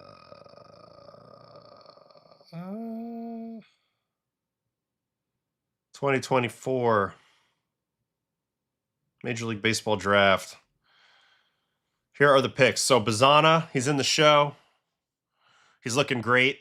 We're going to do a video on him any day now. Burns, he's in the Cy Young race already. National League. Charlie Condon will be up this year for the Rockies. He's been doing good in the high minors. Kurtz, young Jim Thome, Rookie of the Year, top 10 hitter in baseball. Hagen Smith will be up this year. Don't know how good he'll be yet, but has a lot of talent. Big left-handed pitcher with the White Sox out of Arkansas. So that's pretty good. Jack Caglione, already there, hasn't figured it out yet, but has talent. Weatherholt, definitely a Rookie of the Year candidate. Seems to be rock solid for the Cardinals. So already the top 7's very impressive. Christian Moore has been in the show. Hasn't popped yet, but in the show. Connor Griffin, potentially, there is no ceiling on Connor Griffin. Seaver King, we haven't seen up yet, but I believe he's in the high minors. Bryce Rainier, who I loved out of the draft, is a young guy, so he's not up yet. Braden Montgomery, AAA, I believe, already. Maybe AA or AAA. Tibbs, AAA, banging. Cam Smith in the big leagues. Durangelo, the switch pitcher, I believe is in AA. He just got traded already. All right, Morlando so far hasn't popped. Braylon Payne, no. Theo Gillen, no. Carson Benj is a starting outfielder in the big leagues. Starting to figure it out. Trey Savage is a legend. Culpepper, no. Vance Honeycutt, no. Kellen Lindsay, no. Cam Caminiti's considered a very high prospect, but is young.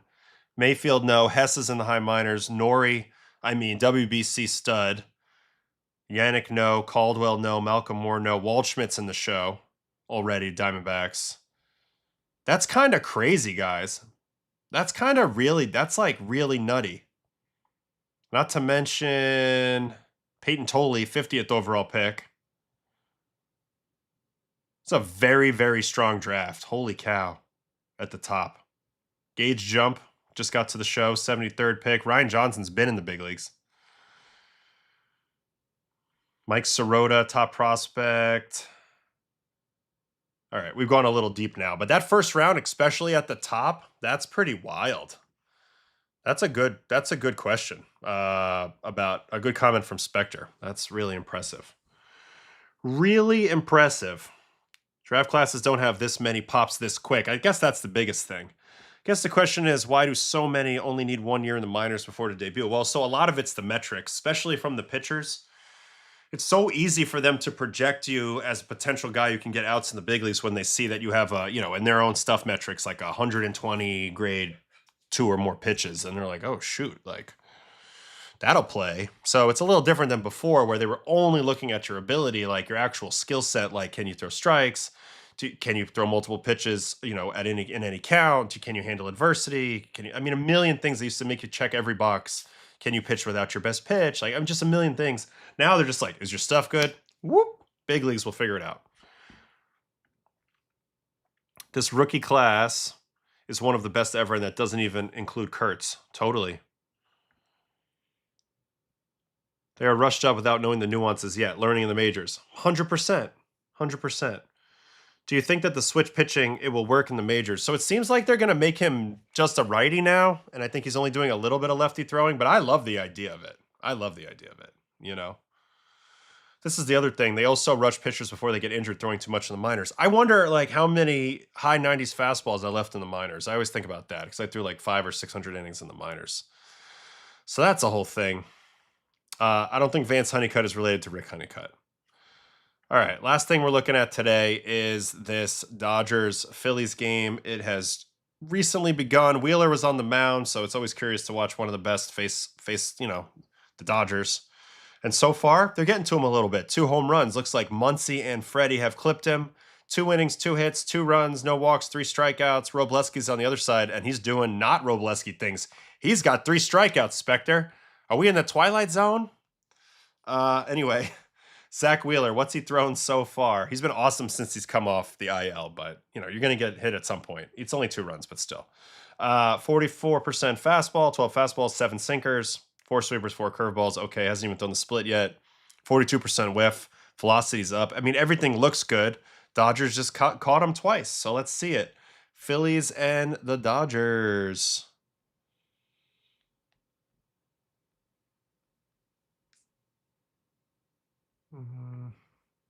I don't know, but I'm loving it, he says. All right, Zach Wheeler, we'll watch all your pitches so far. Here you are versus Shohei. Four-seam fouled back. This camera angle is interesting, very low. Kind of see some VAA stuff with this, maybe. 0-2, another fastball up. Man, I love the location on all those three pitches. Curveball down, didn't start high enough, easy take. Then let's see if he gets this one to start a little higher. He does, and he gets the chase. Very nice pitching there. Here is Mr. Andy Pages. Four-seam, happy accident, up and in, one pitch out. Beautiful thing if you're on the mound, so that's a pretty good start. And then Freddie's going to clip his ass on the first pitch. Man, Freddie's so tough. Oh, and it's Oppo. He's just always ready to hit. He can take you to any part of the ballpark. You don't really know what he's hunting. He's just kind of hitting, and it just kind of works. I mean, what a weird swing. 97 at 29. But Freddie turns weird into iconic and Hall of Fame worthy. Great freaking swing. I asked JD Martinez one time about Freddie's swing, and he said it is indeed elite. He checks all the boxes. He's got that thrusting motion as well that you see with some of the guys. Shohei. But it sure visually is a little weird, don't you guys think?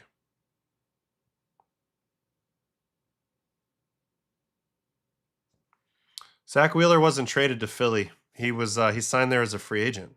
The Mets didn't bring him back. All right, so gets taken for the solo shot. Who cares? Wipe it clean and face Mookie Betts. 96 away strike. Now sinker off of that. Filthy. Looking filthy. Sweeper. Good take. Sinker back door. Yep. Misses with it. And now sweeper again. Oh, and he locates that one perfectly for the strikeout. That was nasty. -20. This is a gross pitch. Gross pitch. I mean, that's just a perfect pitch. Nothing you can do there. All right, his next inning, he also gets clipped for a home run. Kyle Tucker's first up. Curveball down ball, and then four-seamer. Flies it out to left like Freddie, but not nearly as far. Marsh is there. Easy play there. And here is Mr. Muncy wearing his sunglasses at night. Why is he wearing his sunglasses at night? I guess there's glare off the back.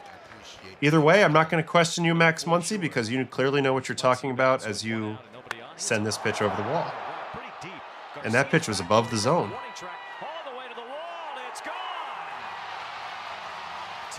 104.5 at 40. Does he not have sunglasses on? He's got something going on. Right? I see something going on. Anyway, this is above the zone, right? Right at the tippy top of the zone. Oh yeah, he's got glasses on. I'm not crazy. Man, you know, I used to not like him as an opponent, but mainly it's just because he's so freaking good and really hard to face. And he continues to prove it. I mean, this is one of the all-time waiver claims. The Dodgers have had some of them. They don't get enough credit for that. Justin Turner. I mean, Kike Hernandez might have been a trade or a waiver, but he's another one, and Max Muncy's a big one. So they don't get enough credit for that. You know, right off the bargain bin. All right, Will Smith, sweeper, swing and miss. Allowing the long ball last year, but so far this year he had only given up one sinker. Tonight. Sinker again. And four-seam. Right on the corner. Ooh, another one I was thinking. I see people are naming people. Chris Taylor. Also Evan Phillips. Evan Phillips. Another one. They got a bunch. Vesia. Bunch of them. Oh, Kirsch. I think. Fastball in, ball. Oh, yeah, it is Kirsch. Sinker down. They also lost Kike Hernandez, who looked good at the plate for a couple games, unfortunately. But sinker strike. Roster and really organization, they showed it year after year. Sweeper away. Yeah, they did trade Jordan, but you know, I feel so bad for Kike with the oblique, so bad. And as the story goes now, apparently he felt it in batting practice the day he was coming back, but was too ashamed to say anything, so he played, goes 4 for 4, and then it's like totally torn. Insane. This is also a really good 3-2 sinker. I actually think Zach Wheeler looks great in this game. He just got clipped by two great hitters with two great swings. Muncy at the top of the zone. Freddie on a first pitch ambush. Really nothing to even complain about, really. On the Dodgers side of things, Robleski's looking good through 3 innings. He did. Let's look at these strikeout pitches. Schwarber. Oh, that's in there. Harper. So he strikes out Schwarber and Harper with heaters. Oh, right by you, right down the middle. Marsh.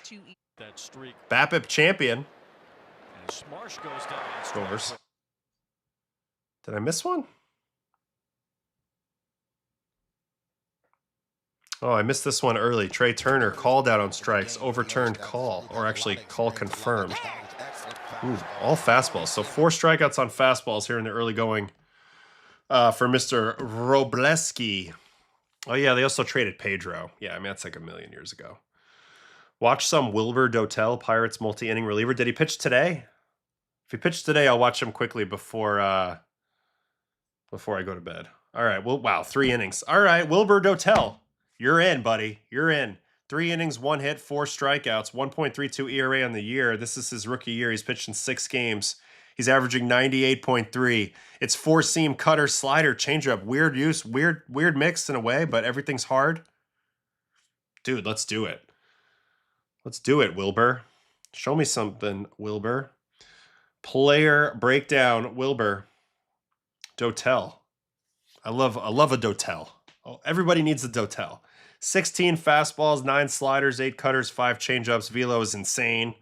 Whiff was pretty good, pounding the strike zone and getting chase. So Twins, Pirates.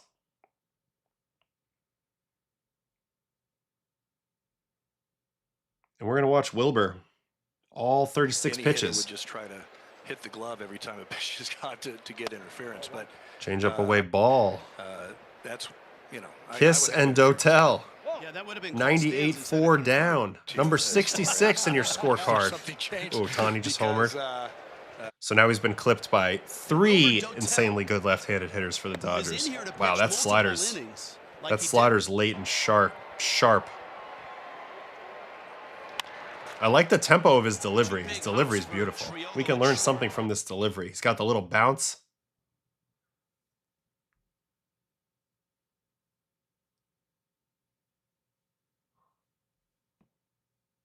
He's also a brick shithouse. Look at the size of this man. All right, ground out there. Caratini. Cutter at 94. Change up off of that. And cutter again. I like the tempo he pitches with, too. Little fly out there. Here's Keishel. 100. Everybody's doing it. Yeah, because of the Oh, 90-mile-an-hour slider. I like his slider, too. It's tight. That's a good swing, but it's a tight pitch. You can't do that in center field. 99 down. That is the one thing. Not great shape on the 4-seam, but he's throwing gas. Cutter. That was a bad pitch. Got away with it. Change up. On the flip side. To challenge him. 4-seam down, fouled off. 4-seam again.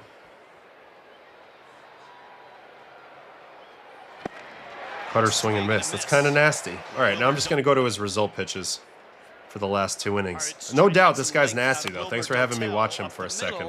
Little short arm action, a lot of velo. Cutter, slider with varying degrees of depth, and then changeup's kind of like a kick or something with like weird lack of horizontal but decent drop relative to the fastball. Good tempo in the delivery. Definitely like a very aggressive style pitcher. Here's a strikeout to end his 2nd inning. I mean, that's gas. That's just pure gas. It's not a great shape, so it'll probably get clipped on his heater a little, but I don't know. It's got something to it. He's also hiding it pretty well, I think, behind the head. Slider out there. Called strike 3 here. Oh, that was nasty. And then swing and strike here on the slider. I think he's got a really good late breaking deviation slider, a little gyro piece, but it's going 7 to the left. Yep. at 91. That's pretty nasty. That's pretty nasty. Thanks for having me watch that guy. All right, we want to quickly see Shohei's home run before I say goodnight. Phillies and Dodgers. We'll go back to this one. Wheeler. And here it is. Shohei Ohtani. Oh, we just have to watch this angle. Curveball, backdoor, no. And then splitter out to the right. Stays on a splitter and takes some 99.9 at 27. And honestly, I thought this was going to have topspin on it. We don't have a great view. So I'm guessing this is a front row Johnson.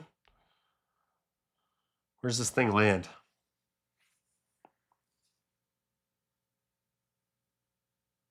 Nah, got over the bigger wall, the bullpen wall. Amazing. Little one-hand ride-it out ball. Oh, no. He just has such long arms.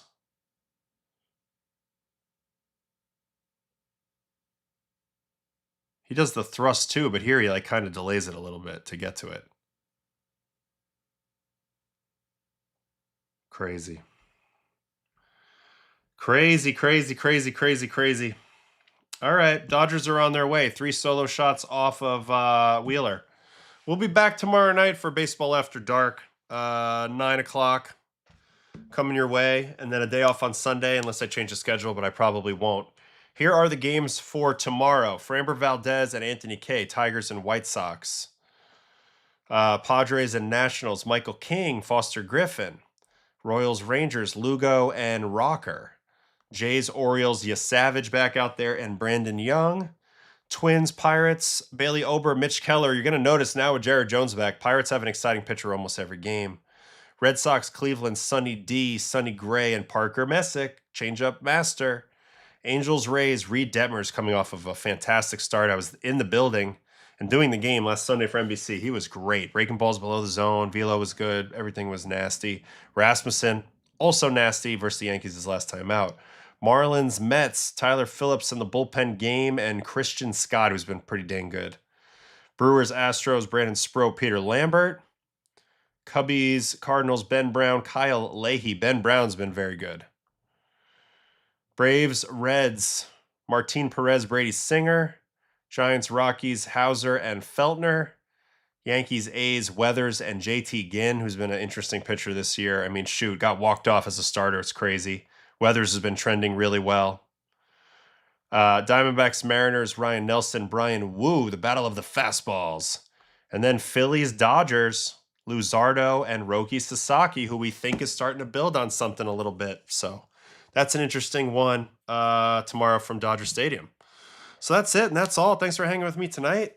I will be back tomorrow night, more than likely. You'll see the stream put in there, and there's so much more to watch, but thanks for hanging with me and checking up on some old stuff today. So appreciate everybody big time tonight. I had a lot of fun hanging with you guys, and I will see you tomorrow night. All right, have a great night, everybody. Adios.